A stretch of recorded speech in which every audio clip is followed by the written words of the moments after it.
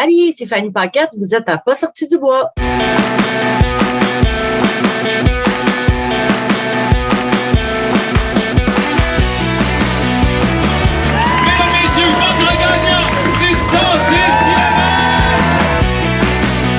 tu commences à te sentir bien en courant un ultramarathon, fais-toi-en pas, ça va passer. Grand champion du 125 km! C'est maintenant officiel, NAC vient d'ajouter 2 nouvelles saveurs à sa gamme de bars Ultra Énergie, Mocha et Macchiato Caramel. En tant que grand fan de café et en tant que grand fan d'Ultra qui dure toute la nuit, je suis vraiment très content. Les bars continuent d'avoir un ratio de 4:1 en termes de glucides versus protéines et la gang de NAC a décidé d'y ajouter 65 mg de caféine ou l'équivalent d'une shot d'espresso. Puis honnêtement, le goût est complètement fou, c'est le temps d'essayer ça maintenant.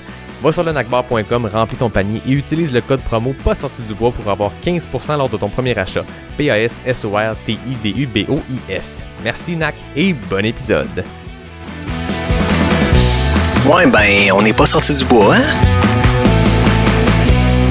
Bonjour tout le monde, bienvenue à ce 80e épisode de Pas sorti du bois, épisode numéro 80. Ça fait plusieurs fois que je le dis, mais là, c'est un nouveau milestone qu'on atteint. Je ne pensais pas me rendre à 80, je dois le dire. Puis aujourd'hui, j'ai une invitée spéciale parce qu'on vient tout juste de compléter notre course cryo. Ce qui est drôle, c'est qu'au moment où on se parle, ce n'est pas encore le cas, mais au moment où vous écoutez ces paroles, ça va être fait. Je suis en compagnie de Fanny Paquette. Salut Fanny. Allô, ça va bien? Ça va bien, toi? Oui, merci. Merci beaucoup d'être là. Écoute, tu es une Janoise, une fille du Lac-Saint-Jean qui est enracinée dans cette belle région-là. Puis tu as un lien super fort avec la course cryo. Fait que moi, c'était évident que de un, je voulais qu'on réaborde cette course. Je l'ai faite une fois à l'automne avec Yannick et avec Xavier, puis ça avait été une superbe réaction. Puis là, rendu proche comme ça, en plus, j'ai décidé de la faire. Je me suis dit, OK, il faut en parler. Puis l'organisation m'a dit, parle avec Fanny, c'est une ambassadrice exceptionnelle pour la course. Donc voilà, j'espère que je ne te gêne pas d'entrée de jeu, mais je n'ai entendu que des bons mots à ton sujet. Non, je le prends comme un beau compliment, merci. Fait qu'en plus, c'est ça qui est spécial aujourd'hui, quelque chose que je n'ai jamais fait, un épisode en 2 parties. C'est un épisode régulier où on va jaser d'une athlète, en l'occurrence toi, on va jaser de ton parcours et tout ça, mais je me dis là, on enregistre avant la course. Fait que l'épisode va être en 2 parties. Ceux qui écoutent, c'est un seul épisode, c'est le numéro 80. On va jaser, puis à un moment donné, vous allez sentir une petite coupure, puis on va être rendu, par la magie du podcast, après la course, puis on pourra se parler en amont de comment tu envisages cette course-là. Puis ensuite, rapidement, dans le même épisode, boum, on va être rendu après, puis on pourra refléter sur notre fin de semaine au Lac-Saint-Jean, sur cette course-là qui s'annonce mémorable. Toi, tu es une habituée. Moi, c'est la première fois que je la fais. Je n'ai entendu que du positif de tout le monde qui l'a fait. Du positif dans le sens que c'est un méchant beau trip. On m'a dit par contre, watch-toi, c'est quelque chose. Hein? Tu as bien beau avoir fait des longues distances, 32 sous-estime-le jamais. Au contraire. Fait que là, moi, je m'attends à la pire course de ma vie. Fait que tout ce qui va se passer, qui va bien aller, ça va être du bonus pour moi. Pire course dans le sens où je sens que ça va être difficile, mais je pense que ça va être bien le fun. Puis là, j'ai le goût, avant qu'on parle, d'avoir tes trucs. Fait que plus tard, là, j'essaierai d'aller chercher des secrets d'une fille qui l'a fait plusieurs fois. Parfait. Tu le sais, moi, dans le podcast, je commence tout le temps en présentant la bière que je bois. J'ai eu longtemps des bières sans alcool parce que je faisais Dry January, mais là, on est rendu à février. La belle gang de Boréal m'a gâté ici avec une IPA des Côtes. Fait que c'est une bière quand même estivale, donc ça réchauffe le cœur. On est là à parler d'une course qui va se faire dans le froid, le vent, la neige. Puis là, j'ai une belle petite canette avec un oiseau puis la mer. C'est très bonne, IPA des Côtes. Oui, exactement. Fait que je remercie la gang de Boréal. Toi, de ton côté, est-ce que tu as quelque chose à boire? Tu me disais que tu es dans une grosse roche d'études, fait que tu n'es pas sur la bière. Là. Non, c'est ça. Là, ce soir, là, j'y vais plus mollo. Comme je disais, j'ai bu du yerba maté, du kombucha aujourd'hui. Là, ce soir, j'étais avec un beau petit verre d'eau. C'est correct, c'est très sage. De toute façon, j'ai entendu dire qu'il allait avoir de la gros mollet après la course. Donc, une bière bien ancrée au lac qui est excellente. Donc, il paraît qu'on pourra peut-être se croiser puis partager une bière en vrai post-course. Habituellement, c'est ça, c'est ça comme la petite routine. On prend une bonne bière après la course. C'est ça qui est le fun, ça fait partie de l'expérience. Oui, exactement. Entrons dans le vif du sujet. Oui, exactement, on relaxe après. Entrons dans le vif du sujet. Parle-nous de toi, de ton parcours, de ce qui t'a amené jusqu'à la course, puis on va sûrement se rendre jusqu'à cryo, mais parle-nous de toi. Ben, de moi, dans le fond, qu'est-ce qui m'a amené à la course? Moi, je suis une grande aventurière. J'ai quitté le Québec en 2012 pour voyager. J'ai voyagé pendant 6 ans, puis un petit peu partout. Puis quand je suis revenue, ben j'avais besoin de nouveaux défis. Je voulais garder la flamme allumée. Puis c'est sûr que quand on vient d'un long voyage comme ça, là, il y a comme une petite période d'adaptation. Puis ma sœur courait, mes amis couraient, quelques-unes de mes amies. Puis là, je m'y suis mis. Puis mon premier défi, justement, ça a été le 10 km cryo. OK, fait que tu as commencé ça direct. Là. Toi, tu n'as pas le parcours de course de route sur de l'asphalte en été. Tu n'as pas la trail quand c'est juste des racines puis des roches puis qu'il n'y a pas de neige. Tu es comme allé all-in dans le cryo. Direct. Oui, j'ai commencé à courir l'hiver. Mon amie Sabrina s'était inscrite aux 10 km. J'ai dit, ben moi aussi. Fait que je me suis inscrite. Puis cette année-là, je suis arrivée première. Fait que là, je me suis dit, bon, il y a un petit quelque chose à faire. Là, je pense que j'aime ça. Puis c'est là que là, ça a continué. L'année d'après, je me suis inscrite au 32. Puis là, ben, c'est ma 4e année aux courses cryo. Fait que t'as-tu fait l'édition test ou ton 10 km, c'est la première vraie édition? J'ai fait la première vraie édition, le 10 km. Après, l'année d'après, j'ai fait là, la traversée. L'an passé, c'était la traversée à distance, mais j'ai fait la traversée symbolique aussi. Puis là, ben, c'est ça, cette année, Donc, on est de retour à la normale. 4e édition, je trouve ça le fun. Je ne savais pas que tu avais commencé direct avec cryo. Souvent, Ouais. je ne me rappelle pas qui me racontait un moment donné, un de mes invités qui disait j'ai commencé à courir l'hiver, puis c'est la meilleure chose que je pouvais faire. Parce que après ça, ça devient facile l'été quand tu commences comme dans le pire. Fait que toi, c'est un peu ça. Tu as peut-être couru avant la course cryo elle-même, mais ta première expérience avec un dossard, c'est sur le lac Saint-Jean. Ouais. Impressionnant. Mais tu sais, moi, là, je trouve que la plus belle saison pour courir, c'est l'hiver. Là. Je trouve que c'est incomparable le feeling de revenir d'une course quand il fait froid. Quoi. J'aime vraiment, vraiment courir l'hiver. Ah, c'est vrai. Moi, je suis d'accord avec toi. On va bien s'entendre. Moi aussi, je suis un gros fan de l'hiver. Reculons un peu parce que là, on est revenu vite à cryo. Ouais, mais c'est tu as vrai. dit que pendant 6 ans, tu as voyagé. Tu as fait Ouais. quoi comme parcours? Qu'est-ce qui t'a amené à partir comme ça? Est-ce que tu étais aux études? Qu'est-ce qui t'a amené à partir comme ça 6 ans? Ben, j'ai terminé ma technique en travail social en 2012. Puis, tu sais, là, j'avais vraiment besoin d'aventure. J'avais besoin de vivre des choses. Fait que j'ai fait le petit classique québécois. Je suis partie vivre dans l'Ouest canadien. J'ai rencontré un Australien. Je suis déménagée en Australie. Puis après ça, j'ai fait l'Amérique centrale. J'ai fait l'Asie du Sud-Est. Je suis allée au Japon, au Sri Lanka. Puis c'est ça, là, j'ai fait une vingtaine de pays. Wow! Ouais. Très belle expérience. Un gros 6 ans bien intense. C'est quoi mettons, je sais que c'est comme demander à quelqu'un c'est lequel ton enfant préféré, là, ça se demande pas, mais Ouais. mettons que je te le demande pareil parce que j'ai le droit, c'est mon podcast. C'est quoi ta destination, ton pays préféré dans tout ça? Mettons que je te dis tu as le droit de partir pour une seule de ces places-là, ce serait laquelle? Ben, tu sais, les voyages, là, c'est beaucoup les gens que tu rencontres puis l'état d'esprit dans lequel tu es. Mais, tu sais, mon voyage aux Philippines, j'avais rejoint mes 2 meilleures amies. Une était en Australie, l'autre était au Québec. On s'était rejoints là, c'était spécial.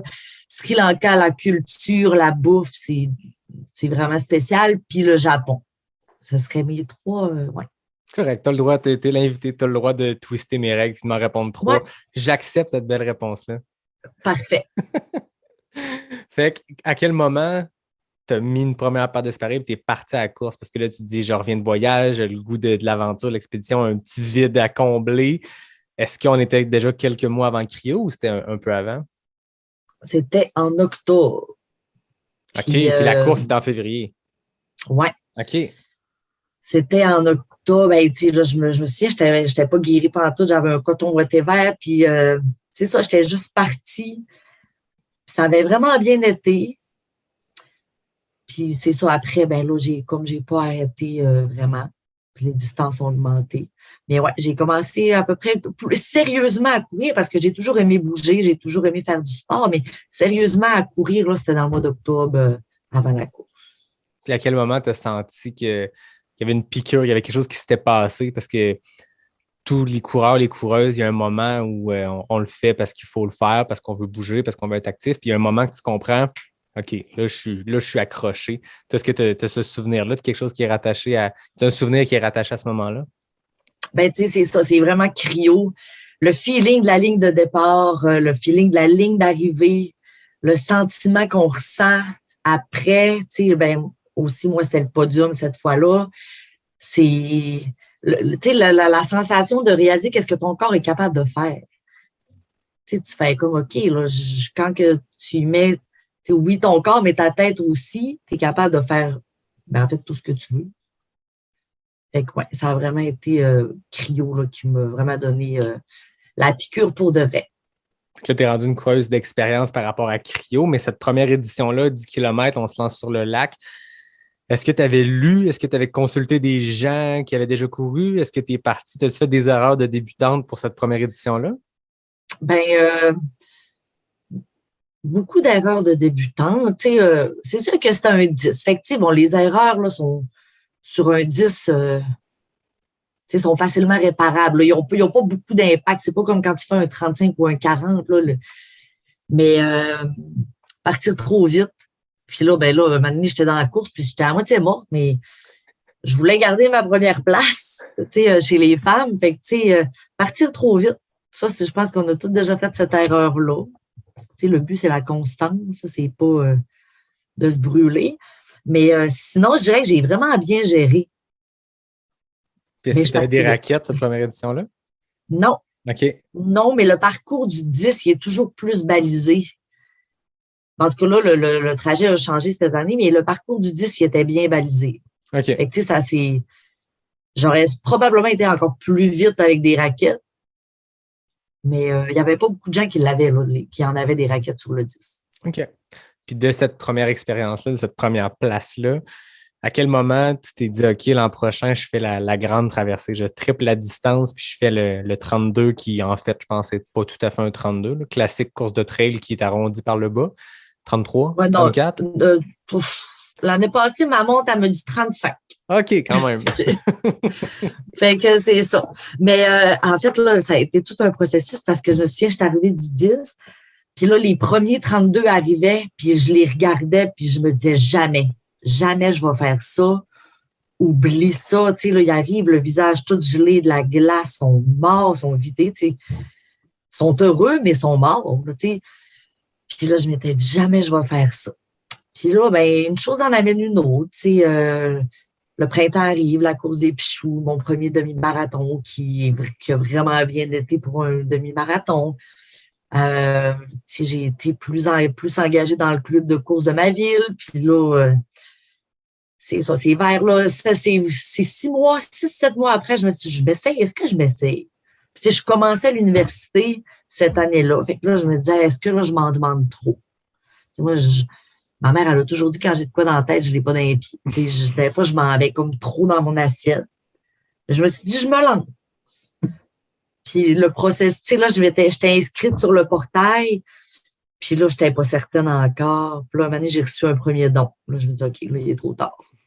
Les dons commencent à rentrer, j'ai pas le choix.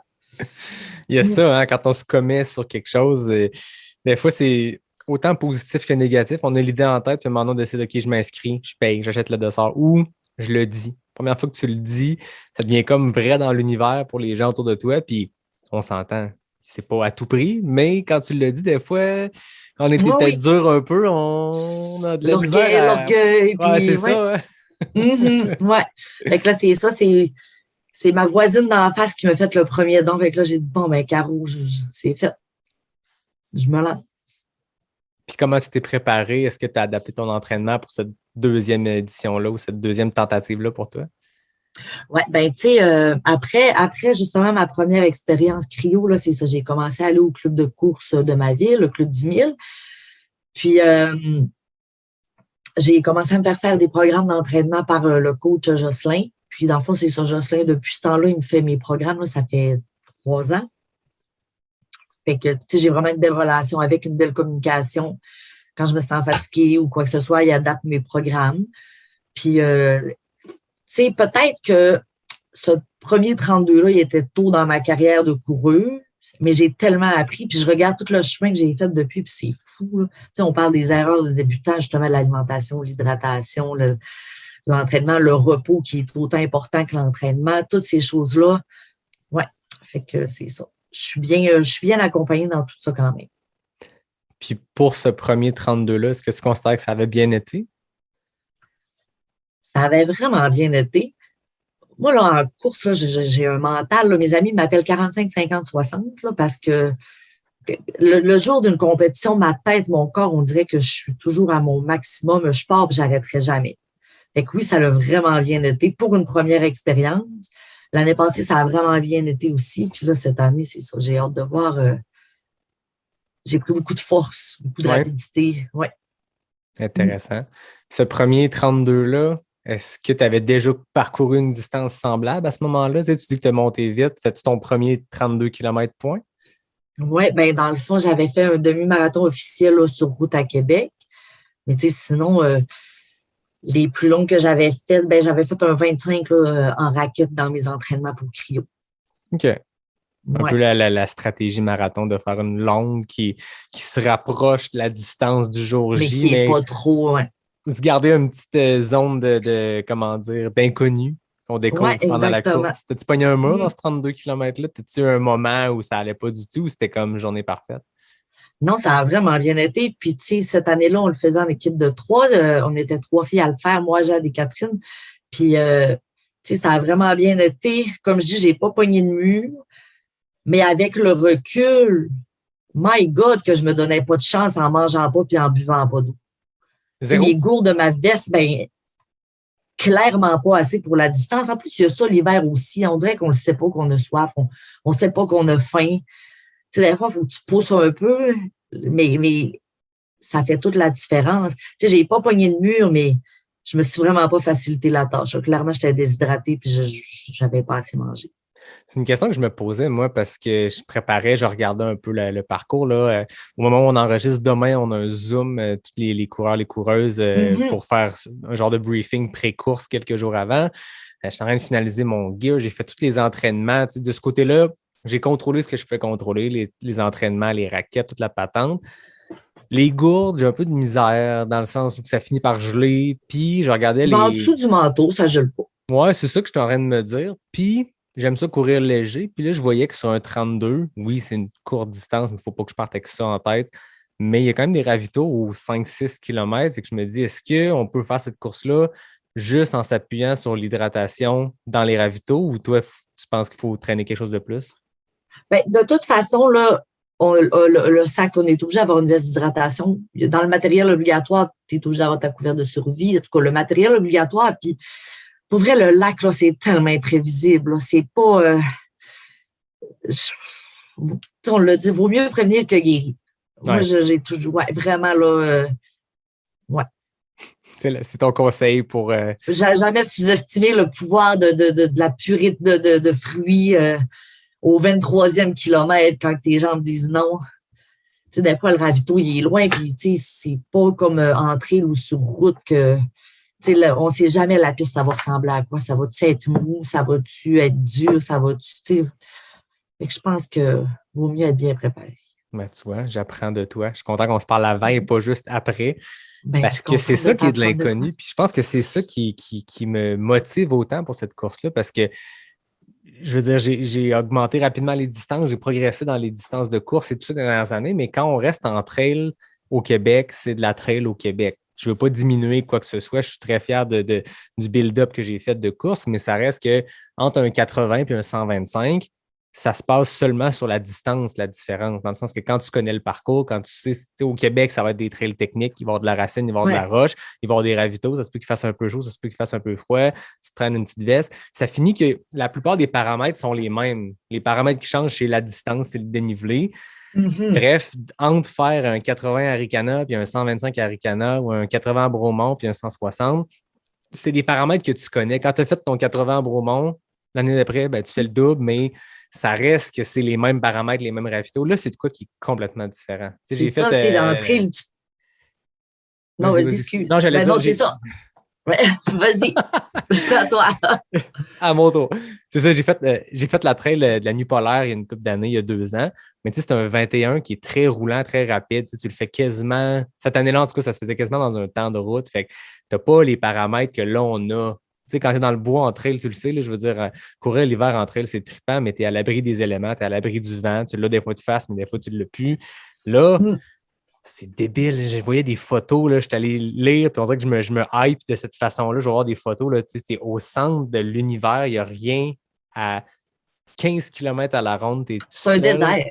C'est C'est complètement un désert de glace. ça me fait peur dans le bon sens, puis je pense que c'est ça qui me motive autant de dire crème, c'est de quoi que je connais zéro, puis j'aime ça, je m'en vais dans l'inconnu, mais je vais quand même prendre le temps d'aller apprendre de filles comme toi, de gars comme d'autres que j'ai jasés, qui ont de l'expérience, qui vont pouvoir me donner une coupe de trucs, mais j'ai le goût d'essayer, puis au pire, je me pèterai la gueule, puis ça arrête. De le vivre. Ça fera un très bon épisode, une bonne deuxième partie d'épisode. Oui, exactement. Mais tu sais, c'est ça. La chose qui m'était venue en tête quand je me préparais pour ma première édition, tu sais, c'est vraiment quelque part que mon corps et mon esprit n'ont jamais été avant. Là. Tu sais, la première fois que tu te retrouves au milieu du lac, là, c'est fou. Le lac qui est puissant, il est grand, c'est ça, c'est un désert de glace, il y a le vent, il y a la neige, tout peut arriver.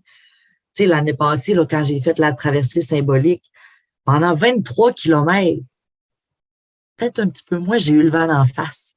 C'est long, avoir le vent d'en face. Mais tu sais, ça fait partie de ça, la fierté, ce qu'on ressent après, c'est tiens, toi, je t'ai eu. Je t'ai traversé, j'ai réussi. Mais c'est quoi qui est typiquement québécois comme expérience? Tu sais, c'est vraiment quelque chose qui est unique. Puis j'écoutais le podcast à Ultra Lala quand il a reçu le directeur général et toi de Cryo. Vous aviez jasé de la course. Puis le DG de la Fondation Sur la Pointe des Pieds, on y reviendra de la Fondation, je trouve ça important qu'on en parle. Il disait à quel point c'est unique comme course au monde. Tu sais, il y a une course, je pense, au lac Baïkal qui se fait en hiver comme ça, mais c'est des tours de lac. Puis pour cumuler ton marathon, il faut que tu fasses je ne sais pas combien de tours d'un lac. C'est trippant comme expérience, c'est unique, mais c'est différent. Là, un 32 km direct, tu sais, c'est une traversée au beau milieu d'un lac. Il n'y a pas grand place dans le monde où tu peux faire ça. Puis c'est un événement qui est vraiment unique, qui est typiquement québécois, au cœur d'une de nos plus belles régions, au cœur d'un lac cette traversée-là est mythique pour tout ce qui est nage. Ça, on entend souvent parler. La traversée du lac Saint-Jean, c'est de quoi qui, peu importe où au Québec, avant même que je m'intéresse au sport, je savais ce que c'était cette course-là de nage. Mais là, de le faire en hiver, face aux éléments, au pire moment de l'année, je trouve ça épique. C'est vraiment spécial, c'est magique. Puis c'est ça aussi qui crée l'esprit de communauté autant entre les coureurs de Cryo parce qu'on a vécu quelque chose ensemble que pas grand monde peut comprendre. Nous, on s'est retrouvés au milieu du lac vulnérable puis à vivre, c'est nos émotions, c'est tout. Fait que il y a quelque chose de vraiment spécial qui se développe en nous. On se connaît pas, mais on se connaît. Tu sais que tu es passé à travers les mêmes affaires, puis tout le monde a des expériences ou des moments ou des creux ou des doutes ou des... Juste comme tu dis, on imagine les gens qui traversent, mettons, l'Atlantique là, en canot, des expéditions complètement folles, puis tu te dis, quand tu es au milieu de l'Atlantique puis que tu es à je ne sais pas combien, là, 1500 km d'un bord puis 1500 de l'autre, je dis peut-être n'importe quoi, mais il doit y avoir un sentiment de vulnérabilité immense. Tu es au centre de nulle part. Là, bon, on diminue, là, on ne va pas se comparer à ces gens-là qui font ces traversées-là, mais il y a quand même ce moment-là où tu es à 15 km d'un bord, 15 km de l'autre, puis autour de toi, c'est juste un désert de glace, du vent. Il y a, comme tu dis, une vulnérabilité, il y a un petit point dans l'univers, puis bonne chance, il faut que tu avances, il faut que tu te rendes au bout parce que tu ne peux pas rester là et décider d'abandonner là. Exactement. Puis c'est ça, ça nous unit, puis je trouve ça beau. On connaît la force, on le sait que si tu as réussi à le faire, c'est parce que tu as une force. Fait que, c'est vraiment spécial le lien qui nous unit. Tu l'as mentionné tantôt, l'édition virtuelle. Bon, 2020, l'édition a eu lieu juste avant le début de la pandémie. 2021, bon, comme tout événement, ça a été annulé. Par contre, il y a eu une édition virtuelle. J'avais reçu Kim Godet, notamment au podcast, qui parlait qu'elle avait fait sa course dans les Monts-Valin. Les gens devaient faire un parcours, je pense, de 32 km, comme c'est le cas dans le cas de la vraie course. Mais là, il y a 2 personnes qui ont été choisies pour faire une traversée symbolique début mars. Il y a eu toi, puis il y a eu Gino, qui était un ancien champion de la course, qui l'a gagné en 2020, si je ne me trompe pas. Puis il est encore le champion. Ben, c'est le champion en titre, effectivement. C'est le champion, oui. Gino, c'est le champion, oui. Parle-moi de cette traversée symbolique-là, parce que je pense que conditions météo, ça a été la pire édition. Oui, vraiment. Puis, tu sais, Dans le fond, on m'a approché début février l'année passée pour me demander si j'étais intéressée. Puis oui, c'est sûr, mais tu sais, moi, c'était certain aussi qu'en février, j'allais le faire avec ma gang. Fait que, tu sais, j'ai fait mon 32 km en février sur le lac aussi. On était 6 coureurs. Puis là, 2 semaines après, traversée symbolique, je me lève le matin, les pires conditions. Il vente, il neige, il fait froid. Là, tu sais, il y a un petit, tu sais, tu dis, bon, je le fais, je suis contente, ça va être le fun. Puis là, c'est ça. Là, ça commence, t'avances. Mais tu sais, j'ai mangé du vent, là, j'avais mal au cœur, j'avais des nausées en courant. Puis là, il y a comme eu un moment où je me suis dit, pourquoi je fais ça, là? Est-ce que c'est moi? Est-ce que c'est à moi que j'essayais de le prouver ou c'est à qui, là? Puis là, pour être vraiment honnête, au 19e ou au 18e kilomètre, parce que là, c'était les grosses mesures sanitaires. Fait que en fond, c'était mon copain qui me suivait en skidoo parce qu'il fallait qu'il soit dans ma bulle familiale. Fait que là, j'ai dit, Johnny, tu m'embarques sur le skidoo, puis on s'en va. Il m'a dit non. Il dit, là, c'est ton mental. Puis il dit, si tu avais une douleur physique, je t'embarquerais, mais là, c'est ton mental, puis je le sais que tu es capable. Fait que là, on est arrivé au ravito. Je suis arrivée dans la petite cabane, il dit, puis moi, mon papa, c'est un marathonien aussi, ben avant, puis tu sais, j'ai vraiment une belle relation avec mon père, puis là, ben c'est ça, mon chum, on a appelé mon père, puis là, mon père me dit, ah ouais, t'es capable. Fait que là, ça m'a comme redonné l'énergie pour continuer, mais j'ai jamais rien vécu de tel dans ma vie. Puis là, au 22 ou 23e kilomètre, le vent est tombé. Il n'y avait pas un nuage dans le ciel. Il n'y avait que des étoiles. Il me restait 8 kilomètres. Puis là, ça a vraiment bien été. Puis, tu sais, en arrivant, là, c'est ça, là, c'est encore là le feeling. On dirait, là, quand on arrive, on est tellement fiers qu'on repartira. On repartira par l'autre bord. On oublie vite ces moments creux-là parce qu'on en a tous vécu dans des courses. Je trouve ça le fun. Ben, avec du recul, c'est le fun de dire le fun, mais tes 2 premières traversées ont vraiment bien été de ce que tu me racontes, des traversées sans faille puis pas de gros creux. Là, tu l'as vécu comme solide, bien profond dans le trou, puis tu en es ressorti. Puis, je sais pas pour toi, mais c'est d'autant plus fort le sentiment d'accomplissement de oui, j'ai réussi ma traversée, oui, j'étais face aux éléments, oui, j'ai réussi, blablabla. Et en plus, je suis sorti d'un creux mental immense. Il y a une fierté, il y a de quoi de le fun là-dedans. Ben, tu sais, c'est ça, tu te dis, aïe, je suis vraiment capable de faire tout ce que je veux, si j'y mets l'énergie. Puis, c'est ça, là, je me suis vraiment posé des questions quand je me suis retrouvée sur ce lac-là. Puis, tu sais, c'est pas comme les éditions habituelles que, tu sais, tu as des ravitaux. Tu le sais, là, qu'au 5e kilomètre, là, il y avait une cabane au 18 ou au 19e kilomètre. C'est tout. Fallait être autonome. C'était vraiment particulier, mais tu sais, là, puis je suis arrivée, puis je me suis dit, je suis tombée chanceuse de pouvoir faire ça. J'avais de la gratitude. Oui, j'avais beaucoup, beaucoup, beaucoup de gratitude. Puis on dirait que pour cette course-là, ça prend un tout autre sens. En tout cas, c'est encore plus fort parce que c'est une course qui existe grâce à une fondation, parce que c'est relié à une fondation. Puis la course est quasiment juste un prétexte. Je ne veux pas diminuer l'impact, mais ça demeure que c'est un prétexte pour ramasser des fonds. Puis je trouve que c'est quelque chose qui est vraiment le fun, qu'on voit de plus en plus. Il y a le Bromont Ultra. Il y a plein de courses qui sont reliées à des causes. Arikana aussi l'est d'une certaine façon. De se dire que des fois, nous, nos accomplissements, c'est le fun pour nous. C'est beau pour nous. Il y a de quoi de le fun dans le fait de se pousser, puis il y a une fierté qui vient avec ça, mais ça ne nourrit que nous ou nos proches qui nous accompagnent, mais c'est très individuel comme sentiment, puis c'est correct, je ne le diminue pas. Par contre, quand on peut le faire au profit de quelque chose de plus grand, quand ça peut contribuer à quelque chose de plus grand que de se faire chier à courir des distances pas possibles, dans des conditions pas possibles, peut en plus encourager des gens à se dire, lui, il est assez débile pour traverser le lac Saint-Jean, m'a donné 20$ pour sa cause. Ça prend un sens beaucoup plus grand, puis c'est le cas Créo avec la Fondation Sur la Pointe des Pieds. Parle-nous de la Fondation, puis du lien entre la course, puis ce que ça veut dire pour toi de ramasser des fonds avant d'aller faire ta course. Oui, bien, tu sais, pour en revenir là, à la première fois que je me suis inscrite à Créo, on se dit, quand je suis revenue de voyage, je me suis dit, comment que je peux faire pour continuer de faire ma part dans le monde, pour rendre le monde meilleur? Puis Créo, c'est ça qu'ils font. ben, la Fondation Sur la pointe des pieds, c'est ça qu'ils font. Tu sais, ils offrent des aventures thérapeutiques aux jeunes atteints du cancer. Tu sais, c'est la guérison par la nature, la guérison de l'âme, en fait, par la nature. Puis, c'est vraiment une cause qui rejoint beaucoup, beaucoup de mes valeurs parce que, tu sais, moi, me retrouver en nature, dans le bois, en forêt, c'est quelque chose de vraiment important, puis c'est quelque chose qui m'a toujours fait du bien à moi-même. Fait que c'est ça, ma relation avec la Fondation, comme je disais, je vais avoir beaucoup de misère à m'en détacher parce que je trouve ça tellement important qu'est-ce qu'ils font. Puis, j'ai toujours de la misère à me contenter d'atteindre seulement mon objectif de don parce que je me dis, il change la vie de tellement de gens. Puis c'est tellement important. Puis c'est ça, c'est comme ma façon à moi à chaque année de faire ma part.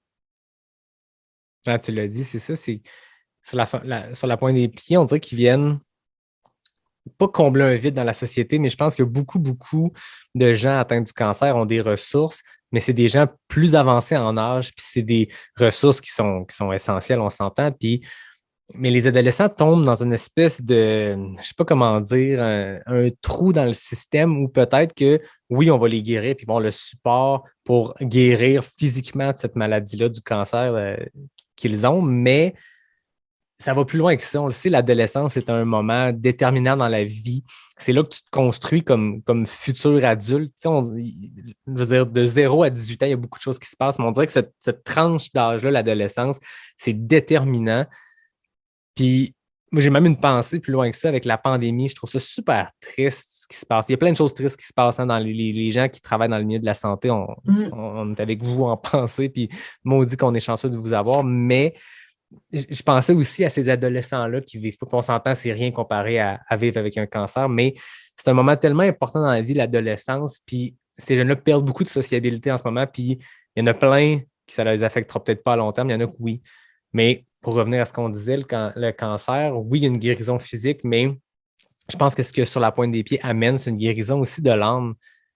C'est de faire connecter des gens qui vivent des réalités, des solitudes. Là. Je veux dire, un jeune qui a le cancer, il est peut-être le seul de son école secondaire, il est peut-être le seul de sa ville. C'est ça. Fait qu'il n'y a personne avec qui connecter. Exact. Puis c'est plate, mais c'est pas en l'envoyant parler avec une victime du cancer de 60 ans que cette personne-là va. Je pense pas que c'est ça la solution. Là, on les met ensemble, on leur amène faire une expédition, une aventure. C'est bon on les pour sort de leur âme. zone de confort aussi. C'est magnifique comme cause. Il n'y a pas de mauvaise cause, on s'entend, mais tu lis sur la Fondation Sur la pointe des pieds, puis tu as des frissons parce que tu sens vraiment qu'il y a quelque chose de fort dans leur mission. Puis nous, en faisant individuellement chaque coureur, chaque coureuse, cette levée de fonds-là, ça fait une part pour ça. Puis il n'y a personne qui peut rester indifférent. Il n'y a personne qui fait une levée de fonds sans savoir. Fait que tu peux t'inscrire à Cryo pour le défi physique, pour le défi sportif, puis par la bande découvrir cette fondation-là, puis par la bande découvrir cette belle cause-là. Puis ça peut juste faire des petits, tu sais. On peut juste en parler plus, puis aller ramasser des fonds. Puis moi, je le sais, à un moment donné, tu sais, quand il faut comme faire notre profil, il faut dire pourquoi on fait la course et tout ça. Puis là, je me suis questionné, je ne vais pas faire un texte générique de j'ai envie de faire la course pour aider des gens. Je vais y réfléchir. Fait que j'ai comme arrêté mon inscription. Je suis allé faire ma course, puis j'y ai pensé. Qu'est-ce que j'allais écrire, tu sais? Tu penses à ça, puis tu te dis, tu sais, nous, la douleur est temporaire quand on fait une course. Quand on se met dans la merde en faisant un défi sportif ou peu importe, on décide 100% des variables. En tout cas, on décide de le faire. On ne décide pas 100% des variables, mais on décide de le faire. On s'auto-met dans la marde. On se lance un défi. C'est beau, c'est le fun. Puis si on a mal, on a choisi cette douleur-là, puis on se l'impose. Puis quand on est tanné, on peut même DNF notre défi. On peut même arrêter. On peut s'asseoir puis attendre que ça passe. Ces jeunes-là, ces gens-là atteints du cancer, pas du tout. T'sais. C'est pas eux qui ont choisi. Ils n'ont pas décidé. Puis en plus, ils n'ont pas de contrôle sur la douleur. Puis ils ne peuvent pas arrêter puis dire OK, j'abandonne au ravito, c'est fini. Il faut qu'ils continuent de pousser. Puis je me rappelle m'être dit, je sais que ça va être tough, Cryo. J'ai entendu plein de monde m'en parler. Puis tu t'en rajoutes. Quand je vais être au centre du lac, puis je vais avoir mal, puis ça ne me tentera pas pour une raison X, pense à ces gens-là. T'sais. Puis j'ai l'impression, pour avoir parlé à plein de gens qui s'en vont faire Cryo cette année, il y a un peu cette réflexion-là de se dire, hey, on ne peut pas se plaindre d'avoir mal parce qu'on se met dans la merde dans une course. Là, on le fait pour des gens qui ne contrôlent aucune des variables puis qui continuent à avancer. Fait que on leur doit bien ça. Puis bref, c'était ma réflexion que j'avais eue quand j'avais pensé à cette fondation-là. Vraiment. Puis, tu sais, je me suis beaucoup impliquée dans les dernières années, justement, pour la promotion, balado, j'ai fait le vidéo promotionnel l'année passée. Mais on dirait que si, justement, moi aussi, je peux participer à ça, à faire connaître la course, parce que chaque dollar compte, chaque montant, ça coûte beaucoup de sous envoyer un jeune en aventure thérapeutique. Je me rappelle plus exactement combien, mais c'est important justement de propager la bonne nouvelle aussi. Hey, cette course-là existe. Pour cette fondation-là, c'est ça qu'ils font. C'est débile, là, ce qu'ils font. Fait que, tu sais, je trouve que c'est important d'en parler aussi.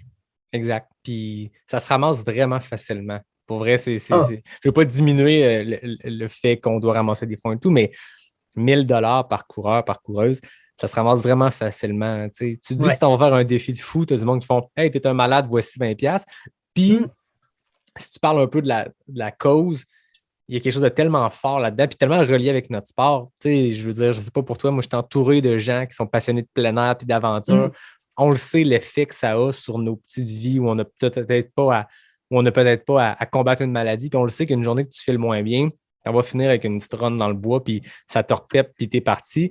Ben, imaginez pour des gens qui sont atteints d'une maladie, puis qui ont cette opportunité-là, cette chance-là d'aller faire une aventure. Si on peut ramasser plus de dons, plus d'argent pour permettre à plus de jeunes de le faire, ben on dirait que ça se ramasse vraiment facilement. Puis ça permet de faire une vraie différence dans notre sport qui, des fois, on se questionne, à part pour moi, qu'est-ce que ça donne de faire ça? Ben non. Il y a des courses comme Cryo qui ont une grande valeur. Oui, vraiment. En tout cas, tu es une excellente ambassadrice pour cette course-là. Ben merci. J'aime tellement cette course-là, tout qu'est-ce que d'un côté plus personnel, tout qu'est-ce que la course m'a apporté, mais tu sais, des fois, je calcule, puis je me dis, là, cette année, mettons, je suis à mon 2e jeune que j'envoie en aventure thérapeutique parce que ça fait comme 4 ans que j'amasse des fonds. Fait que, tu sais, il y a un côté plus personnel, mais un côté plus communautaire, tu sais, de la société qui fait que cette course-là m'apporte énormément. Ben, c'est beau de t'entendre. Il y a un truc que j'ai découvert hier parce que je disais, moi, je fais mes petites recherches. Je vais lire ce que je peux lire sur mes invités. Je ne me prépare pas de questions, mais je m'imprègne de leur parcours. Puis j'ai vu une histoire qui est à la fois extrêmement triste et à la fois extrêmement belle.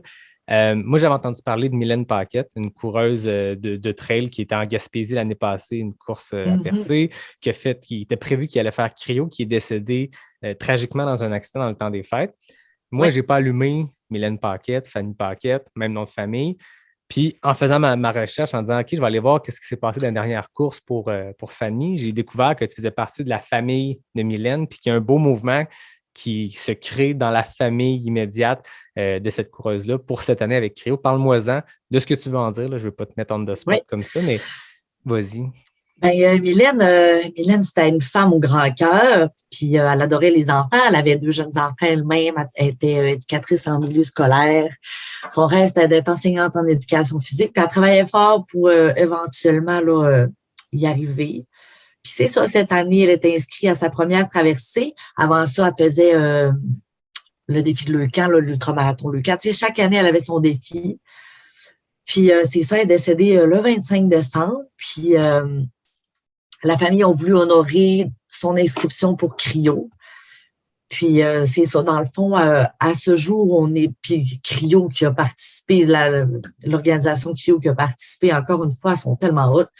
Tu sais, ils font un départ pour la famille Paquette, dans le fond, coureurs, amis, famille, là, il y a environ 50 personnes qui vont prendre le départ de 15 heures du Poche-en-Bas jusqu'au village sur glace de Robertval. Tu sais, là-dedans, il y a des gens qui n'ont jamais fait de sport. Il y en a ça fait 20 ans qu'ils n'ont pas couru. Il y en a qui sont en forme, mais tu sais, c'est ça, il y a environ 50 personnes qui se sont réunies. On dit, nous, on fait ça pour Mylène, puis je serais curieuse de savoir au total, là, c'est quoi les montants le montant qui va avoir été amassé pour ça. Puis, on a fait faire des petits macarons pour honorer Mylène, pour que Mylène fasse du millage. Mylène, c'est ça qu'elle voulait faire, courir, faire du millage. Fait qu'on va avoir le petit macaron sur nous. Ses frères vont traîner les espadrilles de course à Mylène. Puis, c'est ça, ça va être... Puis, tu sais, là, le départ de Mylène, c'est fait aussi en temps de pandémie. Fait que on n'a comme pas pu l'honorer comme on aurait voulu. Moi, je ne serai pas au départ du 13 parce que je vais me préparer au départ du 33, mais je sais que ça va être vraiment un très beau moment, puis qu'elle sera pas loin. Puis c'est ça. Fait que les Paquettes vont faire une partie du lac cet hiver pour la Fondation sur la pointe des pieds pour Mylène. C'est beau. C'est extrêmement triste, comme je disais, mais c'est beau ce mouvement-là. J'ai l'impression que Cryo, à chaque année, a une vocation différente, donc peut-être un meaning, en français, un sens plus grand pour toi. Première course de trail, première course point, première grande distance, une édition virtuelle. Là, j'ai l'impression qu'il y a quelque chose de super fort qui vous attend, vous, comme famille, toi, comme coureuse aussi, que ça doit ajouter à l'expérience cryo, même quand c'est dans des situations extrêmement dramatiques comme ça fait rejaillir du beau. Ouais. Ça a l'air d'être ça qui se passe. Hein. Vraiment, puis ma famille, c'est des gens extrêmes. On est une énorme famille. Mylène, c'est ma petite cousine, puis on est vraiment une très grande famille, puis c'est des valeurs qu'on a depuis toujours. Ça, ma famille est très importante pour moi, fait que je trouve ça beau, puis je suis tellement fière. Je suis fière d'être une Paquette, je suis fière de voir qu'est-ce qui se passe, puis je suis fière de voir tout ce que ça va apporter à la Fondation sur la pointe des pieds, puis Mylène, elle doit capoter. Elle doit capoter de voir ça, de toutes les Paquettes qui courent, qui sont toutes allées s'équiper. Je trouve ça tellement hot, puis je suis vraiment fière de ma famille. Ben, c'est extrêmement beau. On salue tous les Paquettes qui nous écoutent, associés de près ou de loin avec votre famille, mais c'est super beau. Puis j'ai hâte d'être là au Lac-Saint-Jean.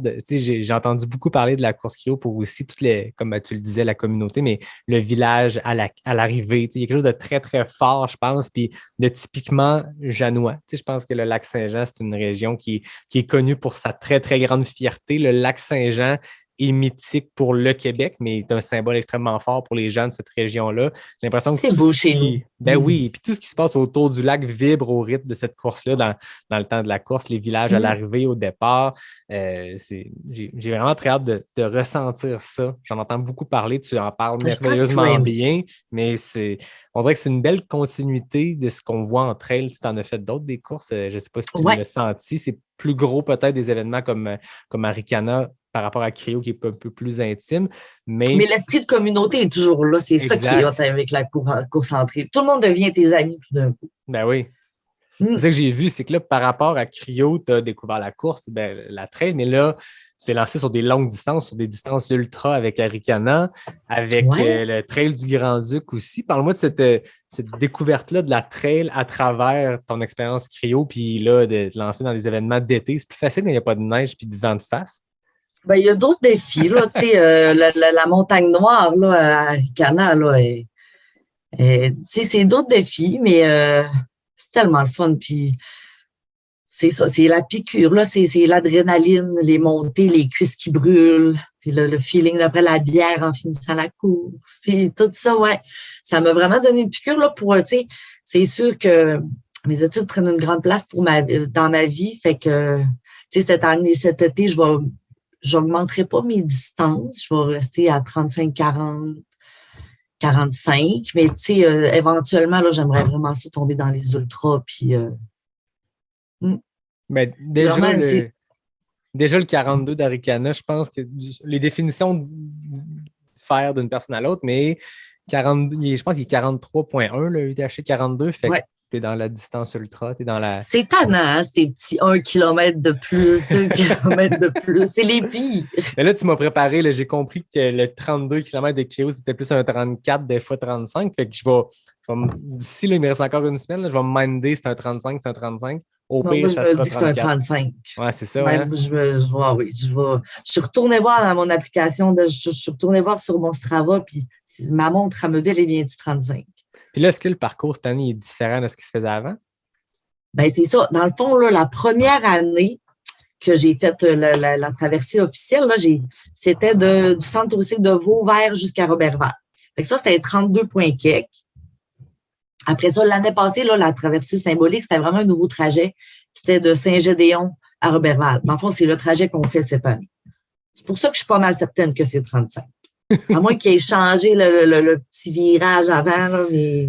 Je pense que le directeur général, j'oublie son nom, je n'arrête pas de l'appeler directeur général. Jean-Charles. Jean-Charles, merci. Donc, je vais reprendre ma phrase. Ça me fait plaisir. Ce que Jean-Charles expliquait, c'est qu'il y a quand même des fois des petits contournements à faire pour des patchs de slush et tout ça. Donc, la traversée à vol d'oiseau, en tout cas, le trajet, tu regardes la map, c'est une ligne bien, bien droite.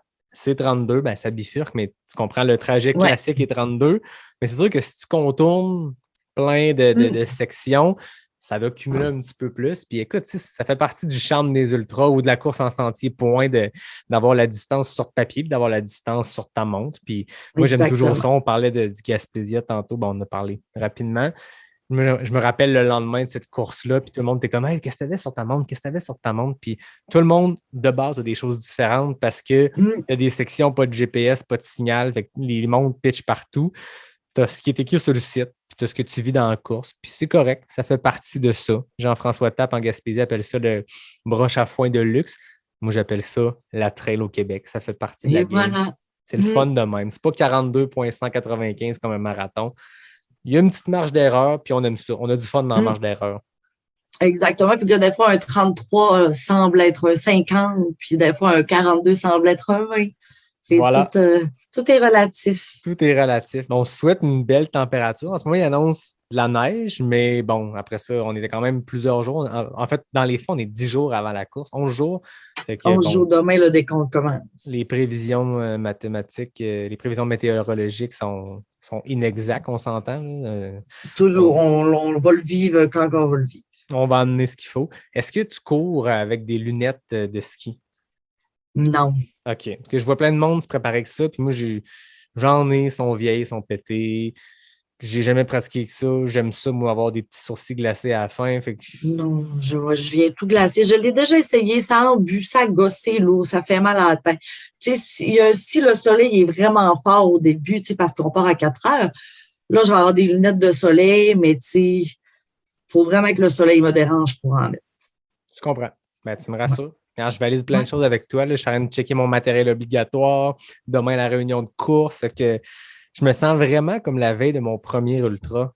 Tu sais, quand tu t'en vas dans la brousse pour la première fois, moi, ça fait longtemps que je n'ai pas vécu cette espèce d'excitation-là. J'étais excité de faire des longues distances puis des papillons. Mais comme je disais tantôt, je connaissais un peu plus les paramètres. Là, c'est de la nouveauté, puis ça me motive bien gros. Je pense que je m'en vais là pour avoir du fun. Je sens que c'est l'état d'esprit dans lequel tu es aussi. Je pense que c'est l'état d'esprit de la grande majorité des gens qui s'en vont là, vivre une expérience. Le chrono, ça sera ce que ce sera. La position, on s'en sac, on s'en rappelle jamais de toute façon. On est là pour avoir du fun. Puis, c'est le fun quand ça va bien quand même. Là. Oui. Mais ouais, ça va être vraiment le fun. Puis on se fera un petit chin-chin à la fin. Ben oui, certain. Écoute, c'est juste la première partie. Nous, on se dit au revoir là pour l'instant. Mais les gens, ils ont la chance de comme voyager dans le temps parce qu'on va les laisser aller. Nous, on va aller vivre notre vie, se préparer les 10 derniers jours avant la course. Manger, oui, un petit carb load. Ben oui. Ouais. Faire cette course-là, se faire un chin à la ligne d'arrivée, jaser un peu et réenregistrer la deuxième partie. Merci beaucoup, Fanny. Ben, merci à toi. Salut, Fanny. Salut. Comment ça va? Ben, ça va bien. Un petit peu de douleur au quad, mais ça va bien. Sinon, toi? Ben, ça va bien. On est moins de 24 heures après cryo. Écoute, il est 20 heures. Moi, hier, dans ce coin-là, écoute, il est 20h03, je pense que je suis arrivé à cette heure-là. Méchante affaire. Hier, ce qu'on a vécu? Méchante affaire, oui. Toute qu'une aventure. C'est vrai que tout le monde est comme sans mots. Tu sais, je suis retourné ce matin sur le site de la course, chercher mon drop bag, puis il y avait plein de bénévoles qui étaient encore là. Fait que je jasais, j'ai croisé des gens que je connaissais. Fait que tout le monde était comme flabbergasté, pas trop de mots. Tout le monde était sonné par ce qui s'était passé. Ouais. C'est particulier. Il y avait des conditions pour mettre les gens en contexte parce que là, on en parle comme si on avait été là les deux, mais on a des gens qui écoutent qui ne savent peut-être pas. C'était des conditions brutales. Juste pour mettre la table, écoute, moi, je ne sais pas si tu es arrivé dans ton autobus. Je ne sais même pas si on était dans la même navette. Je t'ai vu au départ, mais je ne t'ai pas vu dans la navette. Marie-Christine, la directrice de course, entre dans la navette au moment où on est prêt à partir parce que la course finit à Roberval. On prend la navette à Roberval et on se rend à Saint-Gédéon. Elle rentre, elle dit... Là, j'ai de quoi à vous dire. Suivi d'un long silence, suivi de c'est des conditions extrêmes. On n'a jamais vu ça dans le cadre de la course cryo. Le fond est mou. On a beau repasser en skidoo avec la traceuse pour essayer de taper la track. Il y a des lames de neige qui se forment. Le fond est mou. Fait que si vous hésitiez entre raquette pas raquette, c'est clairement raquette aujourd'hui. Elle dit là, si vous voulez changer de distance, aller faire le micro-cryo de 13 km, si vous voulez abandonner, si vous voulez rester ici, si vous voulez vous rendre jusqu'au départ, vous décider, puis finalement changer d'idée, puis revenir à Roberval en navette, c'est correct, on ne vous jugera pas. J'ai trouvé ça super, ça a mis la table. Les plus crainqués se sont regardés en voulant dire « Let's go, on y va ». Right. D'autres se sont peut-être dit « Bon, dans quoi on s'embarque ». J'ai trouvé que c'était un excellent move de l'organisation d'être réaliste. Puis c'est une course qui est extrêmement particulière. Là, on en a parlé dans la première partie de l'épisode. Puis moi, pour l'avoir vécu hier, c'était mon baptême de cryo. Il n'y a rien qui se compare à ça. Rien. Non. Aucune course hivernale. Il y en a quelques-unes au Québec. Je n'ai fait quelques-unes. Il n'y a rien qui se compare à ça. Mais il faut s'adapter. Marie-Christine l'a dit hier, les cutoffs ont été ajustés en cours de route selon à quelle vitesse les premiers passent, le mid-pack passe. Fait que je pense que tout le monde est un peu dans l'inconnu. Puis ça l'a mis la table, on dirait que ce warning-là, je pense pas que c'était pour faire un show de boucan, c'était vraiment pour la sécurité des gens. Puis ils ont bien fait de le faire parce que ça s'est avéré être une édition. Il y a un terme qu'on utilise des fois en ultra quand une course a de la misère, n'a pas un gros taux de finisher, une boucherie. Je pense que hier, c'était une genre de boucherie. Ah, clairement. 27 finissants sur 89 participants, je pense. Quelque chose du genre. Ouais, un genre de 70% de taux d'abandon. Ouais. Mais c'est la force de la nature. Il n'y a rien qu'on peu importe à quel point on est prêt, c'est la nature qui décide. Exact. On dit souvent entre elles que la montagne a toujours le dernier mot, a toujours raison, puis t'as bien beau essayer de fighter, c'est la montagne qui va gagner. Dans ce cas-là, hier, clairement, le lac a gagné. Pour tout le monde, finisher, pas finisher. Je parlais avec des gens qui ont fait le micro-cryo aussi. Eux, ils ont le vent de face, de front pendant 13 km. Nous, on l'avait de face de côté, nord-ouest, puis on était direction ouest. Fait qu'on l'avait face côté. Moi, j'avais l'œil droit gelé, l'œil gauche n'était pas si pire. Pendant 29 km avant de virer le coin et de l'avoir de face. Le lac et le vent ont gagné hier. Ah oui, clairement. Parle-moi de ta course, des moments avant, du départ. Est-ce que toi qui l'as fait plusieurs fois, toi qui connais des gens dans l'organisation, est-ce que tu avais déjà un petit warning quand tu regardais la météo les jours avant de se dire « Ouf, ça va te mettre une toffe ». Oui, on le savait. Nous, on est quand même une petite gang de Dolbeau qui participe à la course. Fait que c'est sûr qu'on a un petit groupe puis on s'en parle. Ouais, ça sera pas facile. Mais je pense qu'on a tout jusqu'à la dernière minute, on a toujours espoir que ça revire de bord. Mais oui, on le savait. Mais moi, j'arrêtais pas de me dire ça peut pas être pire que l'an passé. Que la traversée symbolique. Puis, ma préparation, ça a bien été. J'ai fait comme d'habitude, j'ai ma petite routine d'avant-course, mon alimentation. J'étais prête. J'étais vraiment prête. Mais je m'attendais pas à ça. On se dit, bon, est-ce que c'est mieux mou ou est-ce que c'est mieux vent? Mais là, c'était les deux. Mm-hmm. Là, c'était... il n'y avait plus de piste à la fin, dans le fond. Là, c'était... Mais il y a bien des moments où on ne le voyait plus du tout. Puis pour vrai, moi, une des choses qui m'impressionnait le plus, là, ce que je rebondis puis je change de sujet, c'est une parenthèse, on reviendra. Correct. Moi, ça m'a impressionné toute l'équipe, la logistique autour. Ah ouais. C'est fou, hein? Je veux dire, j'ai jamais été plus que 2 minutes, 3 minutes seul avant qu'un skidoo passe d'un bord, de l'autre. Ça lève le pouce. Es-tu correct? Tu pas correct? Tu arrives dans les ravitaux. On te check la face pour être sûr que tu n'as pas d'engelure de face. Ouais. Y a un support. Toute bonne course de trail dans le bois a un support exceptionnel de l'organisation. Ça demande de la logistique hyper complexe. Mais moi, c'est ça. Cryo, c'était une expérience complètement différente qui ressemble à rien de ce que j'ai fait. Puis j'ai été fasciné de voir l'organisation autour, de voir l'hélicoptère qui attend à l'arrivée pour aller chercher du monde sur le lac s'il faut. Les motos je pense qu'ils l'ont pris, l'hélicoptère. Hein? Je pense que oui. Parce que moi, je l'ai vu partir à un moment donné. Oui, à la fin. Mais c'est ça, c'est la logistique autour de ça, c'est exceptionnel. Puis j'en parlais avec Tania Rancourt, que je salue d'ailleurs. On s'écrivait aujourd'hui. Je pense qu'elle a abandonné au 2e ravito. Puis elle me disait, elle dit, j'ai vécu une expérience traumatisante sur le lac, mais j'ai vécu une expérience humaine exceptionnelle le après, dans les ravitaux, en attendant les secours, appelons ça comme ça. Elle dit, c'est exceptionnel ce que j'ai vécu, l'expérience humaine, la chaleur des bénévoles, puis le déploiement de tout ça. Puis ce matin, je parlais avec quelqu'un de l'organisation aussi qui disait, on n'était pas prêt pour ça. On était prêt pour ça, mais autant d'évacuations à faire, puis tu sais, pensez à un événement trail, souvent le ravito, il est proche de la civilisation, ou à peu près. Tu sais, même un haricana bien profond dans le bois, ton ravito, il est proche d'une zec. Les ravitaux sont choisis pour être proches d'une place d'évacuation la plupart du temps. Là, tous les ravitaux sont en plein milieu du lac Saint-Jean. Fait que peu importe où tu arrêtes, tu as une raide de motoneige à faire. Puis dans ce cas-ci, il y a eu beaucoup, beaucoup d'abandon, donc beaucoup, beaucoup de motoneige. En tout cas, ça m'a flabbergasté, moi, de voir l'organisation autour de ça. Ben, il y a un bénévole, je parlais avec mon ami Jean-Pascal tantôt, puis il y a un bénévole qui a fait 285 km de skidoo. 285? Hey, c'est fou là, de ramener du monde là, tout le long. Il y en a un qui a manqué d'essence. Ben, c'est une aventure pour les bénévoles autant. Tu sais, je veux dire, dans Ravito, là, oui, c'est des petites cabanes à l'abri du vent. Je mets des guillemets pour ceux qui le regardent, qui l'écoutent et qui ne le regardent pas. C'est une petite cabane sur un lac où les vents arrivent de 30... Ils ont 30 km de vitesse, puis ils arrivent, puis ils te rentrent dedans. Il y a des petits foyers là-dedans, mais pour les bénévoles, ils étaient aussi gelés que nous autres. Puis, non, c'est ça prend du cœur au ventre pour eux autres aussi. Tu sais, j'ai abandonné au dernier ravito, au 28e kilomètre. Puis, tu sais, c'est ça, je dis aux bénévoles, vous aussi, là, ça fait toute qu'une journée. Ah, c'est un ultra pour eux autres, c'est une aventure pour eux autres. Ils sont là pendant... Ils sont sur le lac aussi, au froid. Mais ils sont vraiment hautes. Ah, c'est complètement fou. Pour vrai, je suis sur un genre de nuage pour plein de raisons, mais moi, ça m'a fasciné l'organisation de cette course-là.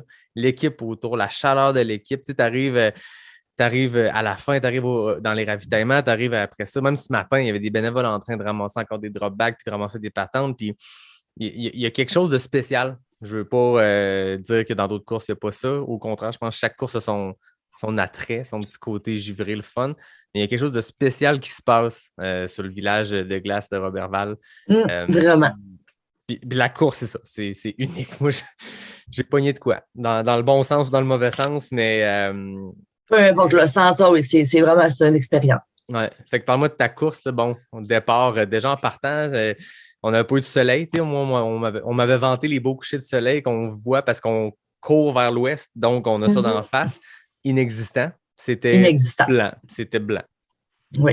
Donc, on voyait pas vraiment. Tout ce qu'on voyait, là, c'est les petites lumières des coureurs en avant.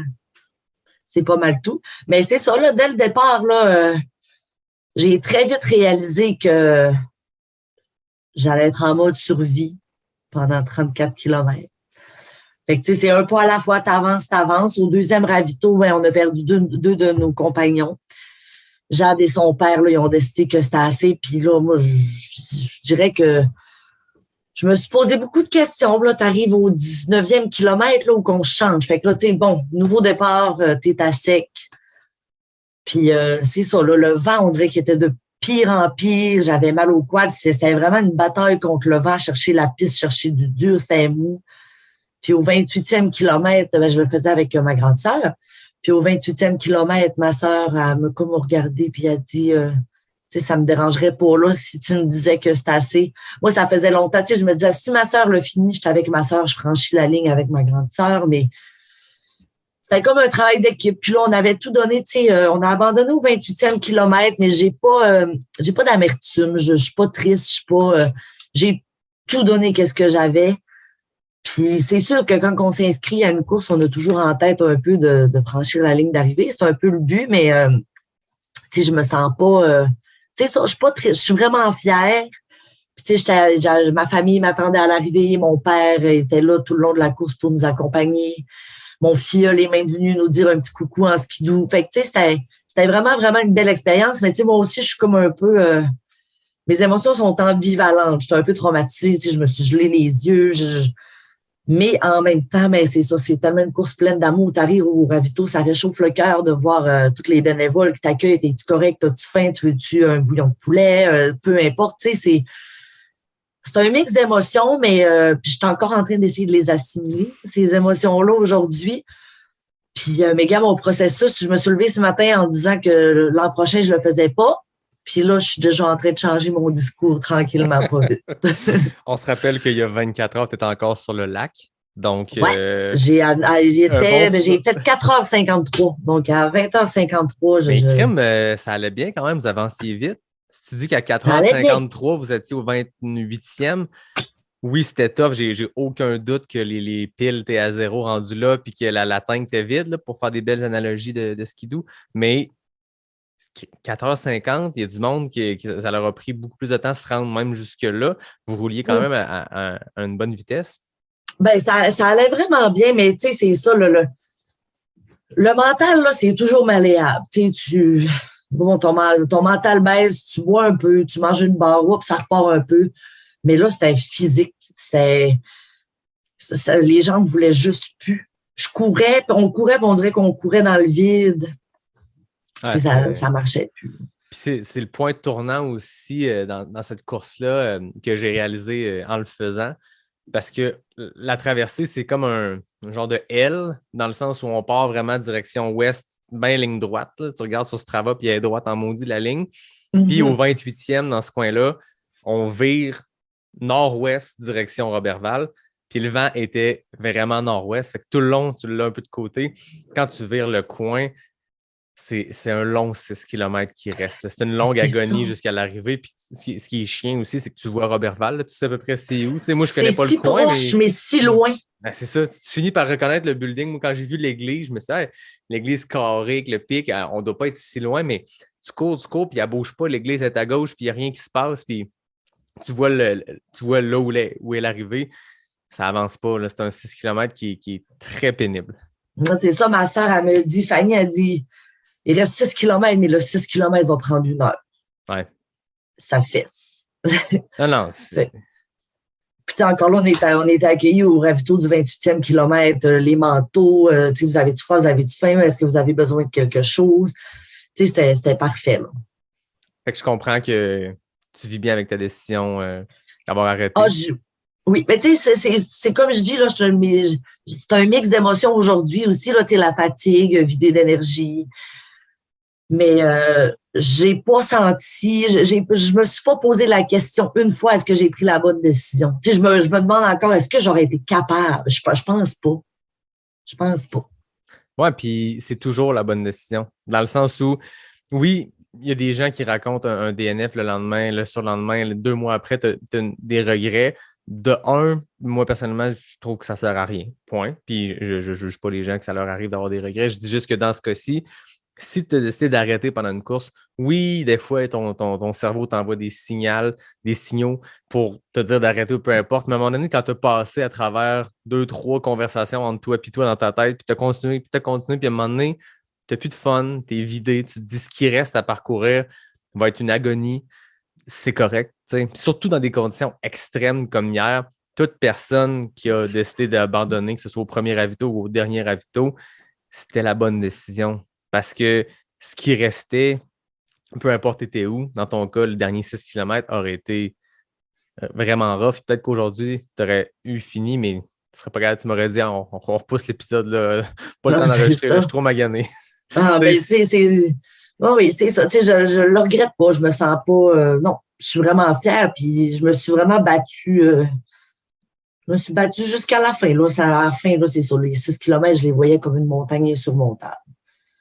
Fait que c'est ça. C'est la bonne décision. Puis, au final, cette course-là, j'ai l'impression que c'est un prétexte pour encourager une belle cause. Oui, on se dépasse, oui, on s'entraîne pour ça, oui, on pense à la course elle-même. Mais moi, c'est ce que j'ai senti à travers tout ça, c'est que la course est exceptionnelle et unique, mais c'est quasiment rendu un prétexte pour faire connaître l'organisme sur la pointe des pieds, la fondation sur la pointe des pieds, leur cause, leur mission. Puis, je veux dire, c'est plus de 320 000, si je ne me trompe pas. Je n'ai pas le chiffre exact. Là. C'est plus de 300 000 qui a été amassé cette année. Faites le calcul. Chaque coureur, chaque coureuse devait amasser minimum 1 000 pour prendre le départ. On était 89 sur la traversée. Je ne sais pas combien sur la... Je pense qu'il était 47. Sur la micro-cryo, plus aussi la course de fat bike. Mais tu sais, il n'y avait pas 330 personnes qui ont ramassé 1 000 $. T'en as dans le lot qui ont ramassé des montants exceptionnels. Mais en fait, chaque personne qui a ramassé son 1000 pour partir, c'est énorme ramasser ça. Mais mis tout ensemble, ça fait 300 quelques 1 000 $.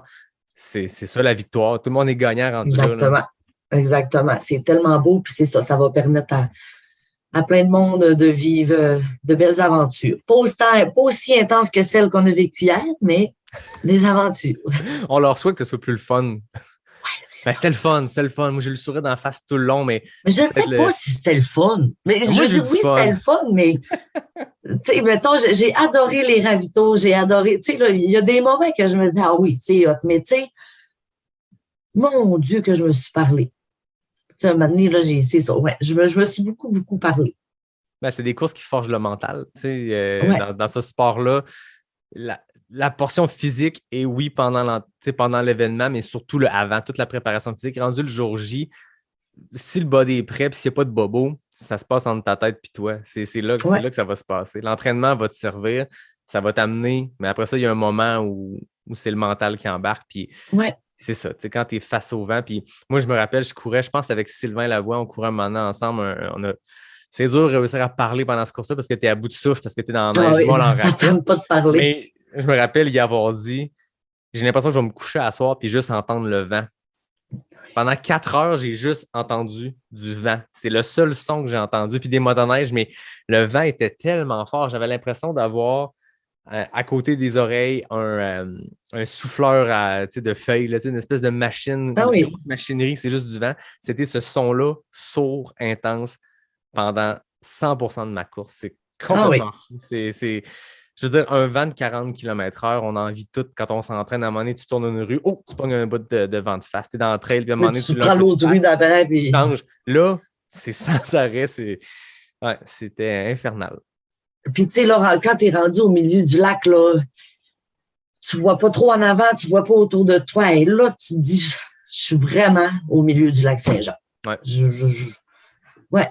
Il y a un C'est bout où on voit spécial pas quand la même comme civilisation. feeling. Ah oui, Non, c'est ça. C'est spécial, puis j'ai l'impression, dépendamment, faut pas trop que tu y penses. Dans le sens que tu te dis, en fait, je pense que j'aurais peut-être eu à y penser plus s'il n'y avait pas eu de motoneige autour. Puis tu as toujours de l'action un peu qui se passe. Ouais. Mais mettons, pour avoir les motoneiges autour qui font un peu la sécurité de la course, faut pas que tu y penses trop longtemps parce que tu vois aucune civilisation nord, sud, est, ouest. Tu vois rien. À un moment donné, à partir, je pense, du 20e, 25e kilomètre, on voit à gauche, je pense que c'est Chambord puis le début de Roberval. Mais pendant un méchant bout, tu vois absolument rien. Puis Non. ça peut être fréquent. Oui, vraiment. Surtout dans ces conditions-là, tu sais, ça nous fait sentir petits. Oui. Ouais, puis ça nous fait rappeler qu'on n'est pas grand-chose. Le lac Saint-Jean, tu regardes une carte du monde, là, il n'est pas gros. Là. Puis là, tu es au centre de tout ça. Puis Il est immense. je pense à Mathieu Blanchard, coureur bien connu, qui s'en va faire une expédition dans l'œil du Québec, le réservoir Manicouagan, qui est, je pense que tu regardes une map du Québec, tu vois le lac Saint-Jean, puis un peu plus haut, tu vois cette espèce d'œil-là, qui est le réservoir Manicouagan, puis qui est beaucoup plus gros. Puis là, hier, je me disais, je suis sur le lac Saint-Jean face aux éléments, puis je veux dire, nord, sud, est, ouest, je vois pas rien du tout, on est au milieu de nulle part. Ça te fait montrer à quel point, bon, après ça, le réservoir Manicouagan sur une map, c'est 4 fois, 5 fois plus gros. Puis tu recules, tu dézoomes de la carte du monde, tu dis, OK, on est petit en maudit. Puis aujourd'hui, ma seule mission, c'est de mettre un pied devant l'autre. Puis je me rappelle quand il fallait faire sa levée de fonds, il faut comme écrire un petit message sur la section de ta page personnelle, ton profil sur le point d'épi. Puis je connaissais la fondation, je connaissais la course, puis je m'étais dit, ça va être tough, mais quand ça va être vraiment tough pendant la course, je vais me rappeler que moi, ma douleur est temporaire. Ma douleur, je l'ai choisie, je me l'impose, j'ai payé pour être là. Alors que les jeunes pour qui on a ramassé des fonds pour la Fondation sur la pointe des pieds, ben eux, ils ne choisissent pas la douleur, puis ils ne décident pas quand elle s'arrête. Puis hier, c'est de quoi je me suis répété beaucoup. Ça sonne peut-être bien cliché, mais je m'étais écrit ça, puis j'avais écrit ça, puis je m'étais dit, quand je vais être au milieu du lac Saint-Jean, puis ça va faire mal, puis je vais avoir frette, je vais penser à eux autres. Puis là, tu dis, j'ai écrit ça 2 mois avant la course pour ramasser des fonds. Est-ce que ça sera le cas? On verra.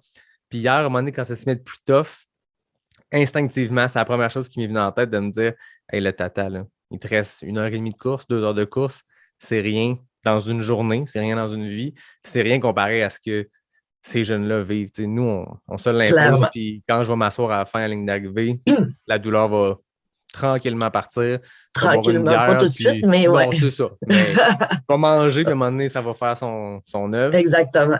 Fait que je pense que c'est une bonne source de motivation dans une course de même. Je pense que moi, en tout cas, hier, quand à un moment donné, ça s'est mis à faire mal, c'est à eux que je pense. Quand ça te tente un peu moins, on se rappelle ça. Ah oui, c'est ça. Puis moi aussi, tu sais, j'ai été sur ce discours-là pendant longtemps. Tu sais, t'es capable, c'est temporaire, t'aimes ça, c'est ça ton sport, c'est repousser tes limites.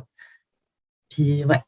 Mais je pense qu'il y a beaucoup, beaucoup de monde qui vont se rappeler de cette édition-là. Tu sais, quand on fait ce sport-là, c'est pour repousser ses limites, pour essayer d'aller toucher quelque chose de de nouveau, peut-être, des fois dans l'ultra, c'est beaucoup les distances. Dans ce cas-ci, c'est pas la distance. C'est 34 km, c'est énorme pour bien des gens. Mais pour la plupart des gens que j'écoutais parler dans l'autobus, tout du monde qui ont fait des marathons, des ultras, peu importe, la distance elle-même, si tu la regardes froidement, bon, c'est pas le truc qui impressionne peut-être le plus la plupart des athlètes qui s'inscrivent, c'est tout le reste. C'est de quoi de complètement unique. Puis, non, c'est ça, on a été servis. La nature nous a gâtés. Ah oui. C'est Dame Nature, puis c'est là que les boss, puis on peut rien contre ça. Voilà. On en a parlé dans la première partie que les gens y ont écouté il y a 15 minutes. Toute l'histoire avec la famille Paquette qui s'était serré les coudes, rassemblés pour cette course-là. Comment ça s'est vécu? Là, on a parlé de ta course toi individuellement avec ta sœur. Ce grand mouvement de la famille Paquette, comment ça s'est passé dans le courant de la fin de semaine? Ben, dans le fond, ça s'est vraiment bien passé. J'ai inclus des petits feedbacks. J'étais supposée aller célébrer avec eux après, mais j'étais plus capable. Mais juste la famille ont ramassé, sans moi et ma sœur, là, juste la famille ont ramassé 23 000 $ pour la fondation. Ouais, sur la pointe des pieds. Dans le fond, Mylène, c'est à cause de Mylène. Puis ça s'est passé dans la bonne humeur. Encore une fois, il y avait une organisation. C'est toute ma famille qui avait tout organisé. Ça s'est vraiment bien passé. Les conditions étaient difficiles pour eux aussi. Mais tu sais, j'ai une petite partie de moi qui se dit que Mylène, elle voulait nous voir repousser nos limites encore plus. Tu sais, elle aimait ça repousser ses limites. Puis je pense qu'elle voulait vraiment qu'on sorte de notre zone de confort. Fait que, tu sais, ouais, c'est ça que je pense. Puis on avait tous nos petits macarons, fait qu'elle était là. Jean-Pascal, qui est arrivé 4e, il a couru avec l'espadrille à Mylène, fait qu'il a pu la mettre sur la ligne d'arrivée du 33 km. Fait que, ouais, c'était beaucoup d'émotions. Puis, c'est ça. Ça s'est vraiment bien passé. Puis, je suis contente là, je suis contente de la tournure de tout ça, tu sais, du montant amassé. Puis, je me dis qu'en haut, elle doit vraiment être fière de sa famille. Ah ouais. C'est beau de voir une famille se tenir comme ça. Mais hein, c'est vraiment une belle histoire. Puis je l'ai entendu quelques fois, il y a des gens qui en parlaient. Tu sais, à un moment donné, j'étais allé à l'arrivée en début de journée, aller juste voir c'était où. On vient d'arriver à Roberval. Puis j'ai entendu des gens jaser de cette histoire-là. Puis je pense que ça l'a touché bien au-delà de la communauté tout près de Cryo qui connaissent l'histoire, qui connaissent un peu votre historique avec la famille et tout. Mais je pense que ça l'a bien touché les gens. Puis, ben, comme tu dis, c'est peut-être. Il y a peut-être un peu d'elle là-dedans, peut-être un peu de sa faute, puis c'est parfait. Moi, je suis sûre que oui, puis je pense qu'elle était un petit peu, c'est sûr qu'elle avait gros de monde à accompagner hier, là, il y en était, mais elle était un petit peu avec tout le monde. Puis, ouais, elle avait tellement hâte de faire cette course-là, mais on l'a toute faite pour elle. Ben, c'est extrêmement beau. T'en parles, ça fait un petit frisson dans la nuque. C'est pas à cause du froid d'hier. Non, c'est ça. Moi, j'ai encore un peu les jambes, ça va, là, musculairement un peu raide, mais sans plus. Mais quand je prends des grandes inspirations, là, les poumons, moi, je le sais que les courses d'hiver en général, dans les grands froids, souvent, je vais tousser l'heure qui suit. Tu reviens puis tu sens juste qu'il y a un petit peu à bout de souffle, mais là, 24 heures après, je suis encore un peu de même. Fait que je prends des petites inspirations, mais écoute, ça fait partie de l'aventure.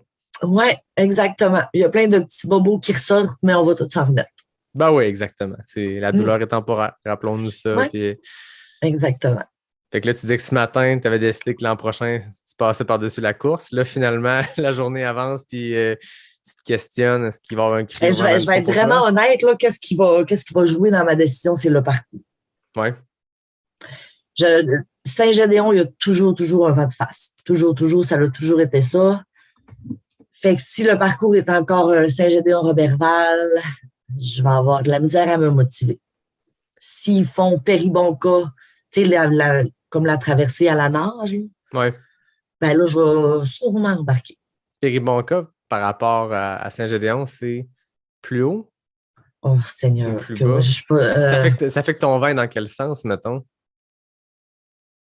Tu l'auras pas de face comme hier, mettons? Non, jamais de dos, de côté un peu. Mais tu sais, c'est l'idéal aussi, tu sais, de Vauvert à Roberval, c'est dans le dos tout le long. OK. Ben, presque tout le long. Tu sais, c'est Saint-Gédéon, c'est le pire. Oui.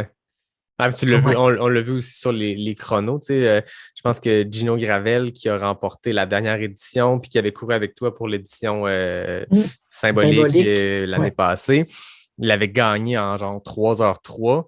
Puis hier, Gino, ça a pris 4h04. Le même athlète. Ouais, c'est ça. Puis le premier homme, parce qu'on va les nommer, Michael Pilote, 3h46. Puis il a fait une solide course. Il est parti vite comme une balle. On le voyait, il avait des pantalons verts. Là, puis c'était pas long. Est-ce qu'il y avait des raquettes? Ouais. Okay. Ben, je serais curieux, là, j'ai le goût de poser la question. S'il y en a qui écoutent et qui ont fini hier sans raquette, je vais vous lever mon chapeau, ma casquette, m'a levé tout ce qu'il faut. Tout ce qu'on a, ouais. J'ai pas l'impression qu'il y a bien des gens qui ont... Moi, pour vrai, au début du parcours, il y a un gars qui est parti dans le peloton de tête, puis rapidement, on l'a tout dépassé. Je le voyais, il avançait, puis il creusait à mi-mollet. Ah oui. Même nous, on creusait avec des raquettes. Ah oui. Puis on voyait toutes sortes de raquettes. Là, les deux qu'on voyait le plus, c'est les petites symbioses, les petites blanches qui sont plus agressives, sont plus rapides quand c'est mieux de taper. Puis ceux qui avaient des TSL 305 avec les cieux, on rentre dans le technique, mais en jasant avec ben du monde, moi j'avais les TSL 305, en jasant avec du monde, dont Sylvain Lavoie, qui est un bien meilleur coureur que moi, qui avait des symbioses qui a fini en arrière de moi. Je pense que la symbiose était peut-être un peu plus tough parce qu'ils calent un peu plus, ils sont plus petites comme raquettes, un peu plus légères. Je pense que pour de la vitesse dans des sentiers de ça, c'est les blanches et bleues, hein? Oui, les petites blanches et bleues. C'est celle-là que j'avais, ouais. Je pense que c'est un peu plus tough versus la 305 qui creuse un peu mieux, qui travaille peut-être un peu mieux quand c'est mou. Je ne dis pas que c'était facile, hein. J'ai mal partout aujourd'hui, mais je pense qu'il travaillait un peu mieux. Je ne sais pas ce que Gino avait dans les pieds. Je sais que Michael, il y avait les bleus, là, ben justement, là, celle qui rentre dans la chaussure. Oui, c'est ça. Puis Michael aussi, c'est ce qu'il y avait. Kim Godet qui a gagné chez les filles, une invitée que j'ai reçue au podcast à 2 reprises même, avait aussi les 305. Bon, après ça, je pense qu'on peut très bien performer, un excellent athlète peut très bien performer aussi avec ça, mais je pense que hier, il y a eu des enjeux d'équipement à tous les niveaux. Là, on parle de raquettes spécifiquement. Puis bon, raquettes, je pense que c'était primordial hier, peu importe le modèle, là, on rentre dans le détail. Mais je pense que quand on voit beaucoup de cas d'engelures au visage, des engelures aux pieds, quand on voit de l'hypothermie, des gens qui, après 1 ravito, 2 ravitaux, étaient déjà complètement congelés. Il y a une question d'équipement aussi là-dedans, de le tester. Je pense que des conditions comme hier, c'était extrême, mais c'était envisageable quand on se prépare pour cette course-là. C'est pas, je veux dire, je n'étais pas surpris. Je pense que ceux qui ont fait comme toi d'autres éditions avaient vu des températures un peu plus clémentes, mais je pense que quand tu t'enlignes sur un lac en hiver, il faut être prêt pour le pire. Il faut être prêt pour quelque chose comme hier. Puis je pense que l'équipement peut jouer aussi. Je parlais avec des bénévoles. J'en voyais gros. Ah oui, avec des soft shells et tout. Des fois, c'est pas le manteau idéal ou les couches idéales pour ce type de climat-là où là, ça rentre, ça traverse. Non, c'est ça. Le vent traverse un soft shell. Tu sais, j'en voyais, puis je me disais, j'en voyais au départ, puis je me disais, mon Dieu, que t'es pas assez habillé. Tu sais, la cagoule était de mise, selon moi. Tu sais, c'est ça. Fallait que le visage soit couvert, le cou comme il faut. Ouais, puis non, c'est ça. C'est une question d'équipement dans des conditions comme ça. Puis il faut le tester, il faut l'essayer avant. Puis, ça fait la différence aussi dans une journée comme ça. Il y a beaucoup de gens, j'entendais beaucoup de gens parler de la deuxième couche, le deuxième manteau. Je t'avais même écrit la semaine avant en me disant, hey, là, je viens de voir dans le matériel obligatoire, deuxième manteau. Puis tu m'avais dit, c'était pas ça avant, mais là, cette année, ils l'ont mis. Je pense que hier, après la course, pas grand monde qui pouvait chialer sur le fait qu'il fallait avoir un deuxième manteau parce que c'était. Le prix, finalement. Je l'ai pas pris, mais il était dans mon sac. Puis il était là. En fait, moi, je courais, puis j'ai arrêté 30 secondes par ravito, même pas. Puis j'ai arrêté 30 secondes le temps de ramasser une banane congelée. Là. C'était un beau petit popsicle à banane. Puis un shooter de sirop d'érable. Puis, je veux dire, en 30 secondes, j'avais le temps de prendre un petit peu froid en arrêtant complètement. Puis, tu sais, quand tu arrêtes, je me disais, je sais pas, moi, si à un moment donné, il faut que je change de paire de bas. Fait que le manteau, heureusement, j'ai pas eu à l'utiliser parce que j'avais besoin de cette couche-là parce que j'ai jamais arrêté. Mais si j'avais arrêté... Tu n'as pas changé au 19e kilomètre? Non, je me disais, j'étais bien. Je me suis dit, je vais juste filer. Puis je pense que c'est là que j'ai gagné des places aussi parce que, honnêtement, j'ai terminé 3e, mais je n'ai pas été 3e tout le long de la course. Là, je me rappelle, il y avait au moins une douzaine de personnes devant moi. Je courais avec Kim Godet à un moment donné, puis il y avait 12-15 personnes devant moi, puis je n'ai pas dépassé. Je pense que c'est dans les ravitaux, les gens rentraient dans les cabanes, puis moi, je ne voyais pas, puis je continuais. Ça a toujours été ma tactique dans les ultras parce que c'est pas pour gagner des places, là, pas du tout. Là. J'ai été le premier surpris de finir troisième. C'est plus ma tactique de dire, je sais que moi, si j'arrête, le cerveau switch, puis il y a quelque chose qui se brise, c'est moi. Mais je m'étais dit, le deuxième manteau, s'il faut que j'arrête 2 minutes, relasser mon espadrille, il faut que je le mette ensuite parce qu'on n'a pas de marge de manœuvre. Tu arrêtes 2 minutes, on dirait que tu te massouilles un peu plus, ça devient froid, ça devient humide, puis tu as perdu le contrôle complètement de ta température interne. Fait que Ah oui, clairement. j'étais content de l'avoir en arrière, c'était c'était comme mon filet de sécurité. Du moment que j'aurais eu à arrêter puis que j'allais perdre le contrôle, boum, tu le mets. Je pense qu'il y a beaucoup de monde hier qui était content d'avoir eu du matériel obligatoire qui incluait un deuxième manteau. Vraiment. C'était quelque chose. De toute façon, matériel obligatoire, d'habitude, quand l'organisation le dit, il faut que tu te dises, de un, tout le monde est pris avec ça. Tout le monde est pris avec les mêmes règles. Il n'y a pas d'inégalité. Puis deuxièmement, s'ils le mettent, il y a une raison. Puis hier, je pense qu'on a eu la confirmation du pourquoi. Vraiment, vraiment. Tout le matériel obligatoire hier, il n'était pas de trop. Oui, exactement. Fait que, je le disais, je vais nommer les podiums. Je n'ai pas tout devant moi, fait que je vais peut-être prendre un peu plus de temps, puis au pire, je ferai du montage. Donc, podium féminin, on a Kim Godet qui a terminé première. Ensuite, la deuxième femme, Lynn Pelletier en 6h05 et Claudine Bolduc qui a complété le podium féminin. Podium masculin, Michael Pilote, Gino Gravel et surprise. Ensuite, sur le micro-cryo, on va prendre une pause parce qu'il faut que j'ouvre l'affaire. Je n'ai pas bien préparé mes affaires. Bien correct. Toutes les courses, maudit. Voilà. Elle est en plus. Lorraine, est-ce que c'est une femme? OK, une femme qui a fini deuxième au scratch. Wow. Impressionnant. Donc, parfait. Je repars. Donc, pour la micro-cryo, le 13 km, Arnaud Jacob Cossette a remporté ça en 1h25, suivi de Jean-Sébastien Harvey et Loïc D'Artagnan-Simard. Côté féminin, Lorraine Pichi a gagné ça en deuxième au scratch, donc 1h25.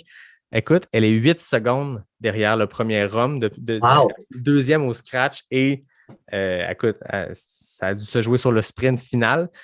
Ensuite, Jessica Janin, deuxième place, et Jannick Brassard, que j'avais reçu dans mon premier épisode cryo, une habituée de la course, elle aussi. Je pense que c'est une vétérane? Oui, une vétérane. Une vétérane, comme toi. Une vétérane? Vétéran, mais je pense que c'est vétéran. Vétéran, ça sonne mieux en tout cas. Ouais, je pense. C'est pas. Bref, comme toi, comme Xavier que j'avais reçu, une fille qui est très habituée de faire cette course-là. Donc, Jannick a complété le podium féminin. Oui, Laura Jessica, je tiens à la saluer parce que c'est une collègue du temps où j'étais chez Ubisoft qui finit 4e femme. Donc, je la salue. Très impressionnant aussi pour une première course cryo. 4e, c'est pas Sabrina Martel? Sabrina, selon, est 5e, 6e. Mais en fait, ils ont fini... Laura Jessica, Corinne Bouchard et Sabrina Martel et Jeanne Gagné ont terminé en dedans de... c'est ça, Laura Jessica, Corinne et Sabrina ont terminé en même temps. Donc, 1:46,51 les trois, ça joue sur des centièmes de secondes. Oui, c'est ça. Une belle finale à 3 mains dans la main, typique trail. Sabrina, ma grande amie. Ah, c'est vrai, bon, on la salue. Fait que, oui. Bon, puis on salue tout le monde. Je tiens à les nommer parce que c'est la base journalistique. Souvent, on va dire voici les podiums, mais je tiens à souligner le finish et la participation de tout le monde qui s'est lancé hier dans cette aventure-là. C'était une expédition plus qu'une course, j'ai l'impression. On partait tout à la guerre ensemble. Puis, c'est ça, classique course de trail. La compétition, c'est pas là du tout. C'est pas la priorité, surtout quand une course comme cryo qui est pour une bonne cause. La compétition, c'est le 4, 5, 6e objectif, on s'en fout. Le plus important, c'est la cause. Après ça, c'est de s'être amusé ou en tout cas de s'être surpassé. Je pense qu'il y a plus de monde qui sont surpassés, qui sont amusés, mais c'est un peu le but de ce type d'événement-là. C'est drôle, je parlais ce matin avec un bénévole qui était allé à Chambord, je pense, avec l'autobus, chercher des gens, puis il disait, tu t'attends à rentrer dans l'autobus puis avoir des visages piteux. Tu as du monde en hypothermie, du monde avec des engelures. Puis finalement, il dit écoute, tout le monde parlait de leur participation l'année prochaine. Je pense que la température a juste craqué encore plus le monde à revenir l'an prochain. Ah oui, vraiment. Toi, est-ce que tu vas revenir l'an prochain? J'aimerais ça. Moi, cette année, en fait, quand l'équipe de Cryo m'avait parlé pour le premier épisode, il m'avait dit, puis là, on se voit-tu cette année? J'étais là, je m'en vais faire une course en Arizona qui était Black Canyon le 12 février. Donc, j'avais dit, moi, 2023, je vais venir à Cryo, c'est ça. Ça fait longtemps qu'elle est sur mon radar. Finalement, bon, l'Arizona, COVID, situation personnelle, j'ai décidé de tirer la plug pour cette année puis de m'inscrire à Cryo. Donc, ça s'est concrétisé cette année. Je suis content. J'ai vécu une année apocalyptique en termes de température. Fait que l'an prochain, je ne sais pas si je n'aurai pas une course, si je ne vais pas reprendre cette course-là.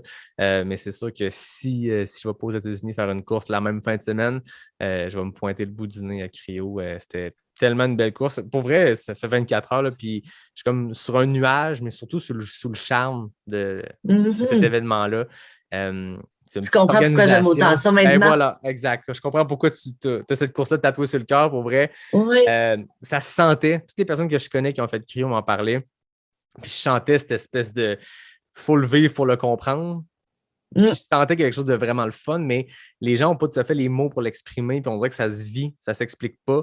La preuve, c'est que je ne suis pas capable de l'expliquer en ce moment, mais pour le vivre, puis n'importe qui écoute, qui a le goût de se dépasser, d'essayer quelque chose de nouveau, c'est ça. J'en parlais avec Kim Godet avant la course. J'avais un stress, puis une hâte, puis une excitation différente de d'habitude parce que en ultra, en sentier, j'ai progressé dans les distances. À un moment donné, de la course en sentier, c'est de la course en sentier. Il y a plein de paramètres qui se ressemblent, d'autres paramètres qui ne se ressemblent pas, mais ça reste le même sport. Là, c'est un autre sport complètement. Puis c'est ça, je pense, qui me stressait. Puis c'est unique. Puis c'est ça qui est trippant. Puis c'est pour ça que j'encourage tout le monde. Puis il n'y a personne qui me donne d'argent pour dire ça. Je le dis de mon plein gré avec tout mon cœur. Il y a de quoi d'unique qui se passe dans cette course-là. Puis j'encourage n'importe qui à se dire let's go, on met ça au calendrier puis on va se dépasser. On va essayer de. Sois prêt, mais mets-le au calendrier, mais sois prêt. Exact. Prépare-toi. Prépare-toi. Tu sais, février, ça vient vite. Fait que dès qu'il fait froid, sors dehors. Puis dès qu'il fait froid, teste tes couches. Je pense que c'est une course qui se joue aussi sur l'équipement, sur la préparation au froid. Puis quand il vente puis il fait froid, vas-y dans un sentier, tu vas l'avoir de face tout le long, longtemps. Teste tes affaires. Moi, j'ai vu du monde avec des lunettes de ski, mais complètement givrés, les enlever, te pogner avec. Teste-les. Si tu veux, tu les prends. Si tu veux pas, tu veux pas. Mais tout doit se tester. C'est pas une question de ça te prend ça pour la gagner. Non, c'est une question de si tu fais du fun puis te rendre à Roberval, peu importe ta position, peu importe ton temps, teste ton matériel. C'est le même en ultra, c'est le même en course en sentier, c'est le même en course sur route. Mais là, c'est pas juste je vais-tu bunker ou pas. Ton équipement, c'est instrumental dans le fait d'avoir du plaisir dans cette course-là parce que sinon, tu n'auras pas de fun. Totalement. Très bien dit. Ouais. Moi, tu le sais, je t'emmène tout le temps mes épisodes avec les questions éclair NAC. Donc, 10 petites questions rapides. On change le mode complètement. On est là pour y aller dans la vitesse. Je rappelle que les FKT, les Fastest Known Time, sont en 12 secondes. Ça appartient à Joanie Desroches. Chez les hommes, c'est Yvan Lheureux en 10 secondes. À leur défense, c'était en présentiel, mais on va tout donner. On va voir qu'est-ce que tu vaux en Zoom, en virtuel avec les questions éclairs. Je sors mon chrono, un spécial hivernal. Stressant. Ah non, mais c'est pas stressant. Spécial hivernal, j'ai choisi des questions thématiques cryo. Tu me dis quand tu es prête, puis on y va. Prête. Route ou trail? Trail. Vent ou neige? Neige. Raquette ou crampon? Raquette. Saint-Gédéon ou Roberval? Roberval. Eau chaude ou eau froide? Chaud. Question NAC, saveur mocha ou macchiato caramel? Mocha. Moins 30 ou plus 30? Moins 30. Lever ou coucher de soleil? Les deux. Gants ou mitaine? Gants. Bière ou repas d'après-course? Bière. 21 secondes. Très, très fort. Bière ou repas d'après-course? Les deux. Non, bière. Non, Les deux. Les Je pense deux. que le package deal complet. Hier, c'était de la microbrasserie du lac. Ouais. Quelle t'a pris, la pale ale ou la blanche? J'avais juste, quand je suis arrivé, je pense qu'on m'a juste offert de la pale ale, puis c'était parfait. Ah, mais c'était pas la Beamer, la pale ale. Je sais pas. Moi, j'étais allé dans le petit chalet, puis il y en avait une à offrir. Fait que... mais j'étais congelé après, moi. Je veux dire, pendant, ça allait bien, là, mais quand ça allait arrêter, là, les gens m'ont lâché. À l'arrivée, là, les gens m'ont lâché, mais ça m'était jamais arrivé aussi drastiquement. Parce que moi, je regarde mon pace, j'ai ralenti tout le long, dans le sens que je perdais une couple de secondes par kilomètre tout le long. C'est normal. Puis moi, je veux dire, je suis pas compétitif du tout, puis je suis dans le mid-pack, là, moi. Mais là, quand j'arrive au 28e kilomètre, puis on me dit t'es 3e, je fais OK, ben là, si j'ai une chance dans ma vie de faire un podium, c'est aujourd'hui que ça se passe. Fait que là, j'ai accéléré parce que tu cours un peu apeuré. Finalement, c'est ça, j'ai poussé comme un tata, puis j'étais arrivé à l'énerver, puis ça m'a scié les jambes. Puis tant que j'ai pu manger quelque chose, j'étais incapable de marcher. C'était parfait. Mon coach m'avait dit, c'est la première fois que je faisais une course avec un coach. J'ai commencé ça en novembre passé, une préparation pour une autre course complètement, mais des intervalles, c'est des intervalles, puis ça fait un job. Puis il m'a dit, deuxième moitié, donne tout. Fait que j'avais pas le goût de laisser du gaz dans la tank. Fait que dans les formes. Tout donner, les jambes, on lâchait. Ah, ça a crashé, mais on fait ça pour ça. Exactement. Ben, Fanny, ça a été une discussion super intéressante. C'était le fun que tu embarques dans ce concept-là, 2 parties. J'espère que les gens vont apprécier le voyage dans le temps entre première partie 10 jours avant la course, puis là, à peine 24 heures après. C'était un grand plaisir. Tu m'en parlais avant, puis je ressentais tout ton amour pour cette course-là, puis toute ta passion pour cette course-là. Puis là, de l'avoir vécu, puis d'être encore là tout frais juste après, je le comprends maintenant. Puis je comprends tout à fait comment tu as pu avoir la piqûre de la course à pied, de l'endurance grâce à un événement comme ça. En fait, c'est le meilleur baptême et peut-être le pire baptême pour se lancer dans la course. Ouais. Mais regarde, forcé d'admettre 4 ans plus tard, 5 ans plus tard, que tu es encore en train de courir, tu es encore en train de participer à cette course-là, puis on dirait que tu es en train de pencher pour le réessayer. Je le sais, ça n'a pas de bon sens. Ben écoute, je te souhaite une bonne fin d'hiver, une bonne saison. As-tu des plans pour cet été entre elles? Oui, ben tu sais, je vais, comme j'avais dit, là, avec l'école, tout, je me sens fatiguée. Fait que je vais rester dans les 25-30, mais je t'ai inscrit Clinique du coureur. Je t'inscris à UTHC, Beluga, puis Québec Mégatré. Un bon horaire. Mais je reste dans les 25, 30, 35. Là, ça va être mes distances pour cet été parce que je travaille aussi beaucoup l'été là, dans le break de mes études, dans le fond. Ben oui, mais c'est parfait. Tu fais bien. En fait, c'est des belles courses, elles sont toutes différentes. UTHC 28 versus QMT 25, c'est 2 courses complètement différentes, mais vraiment le fun, les deux. Beluga Trail, je n'ai pas encore eu l'occasion de la faire, mais il paraît que c'est. J'ai fait le 30, le parcours est incroyable. Ouais, c'est ça. Mais ce sentier-là est exceptionnel. Là. Ouais. Bon, ben c'est cool. C'est une belle saison devant toi. Oui. Toi, as-tu un gros plan aussi pour cet été? Ouais, c'est QMT. Je vais être là cette année. J'ai une revanche à prendre. Moi, l'année passée, j'avais abandonné sur le QMT 110. Là. Gros coup de chaleur. C'est drôle de parler de coup de chaleur suite à ce qui s'est passé hier. Mais QMT est au calendrier. 110? Là, le 110. Dès le lendemain que j'ai abandonné, j'ai fait, bon, ben, il faut que je me réessaye. Mais l'objectif cette année, c'est la CCC dans le cadre de l'UTMB. J'avais été pigé il y a 2 ans, puis le COVID oblige, ça a été repoussé.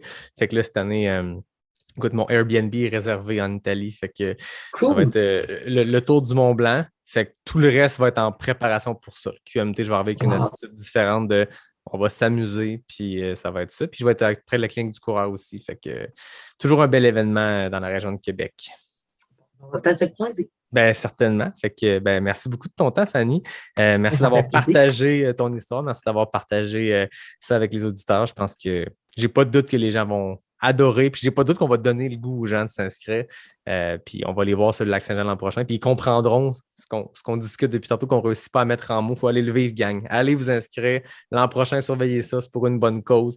C'est facile de ramasser 1 000 $. Je ne veux pas dire le truc, mais je veux dire, une cause aussi belle dans un projet aussi débile qu'une course sur un lac gelé, c'est facile. Tu parles un peu de l'histoire derrière ça, puis le monde donne, puis le monde embarque, puis la cause est noble, la cause est touchante, fait que le monde embarque. Et en plus, les gens vont déjà être habitués avec l'accent des gens du lac. Ben oui, exactement. Et voilà, exactement. Hey, merci beaucoup, Fanny. Je te souhaite une bonne soirée. Puis à tout le monde, je vous dis à la semaine prochaine pour un prochain épisode de Pas sorti du bois, le podcast 100% Trail.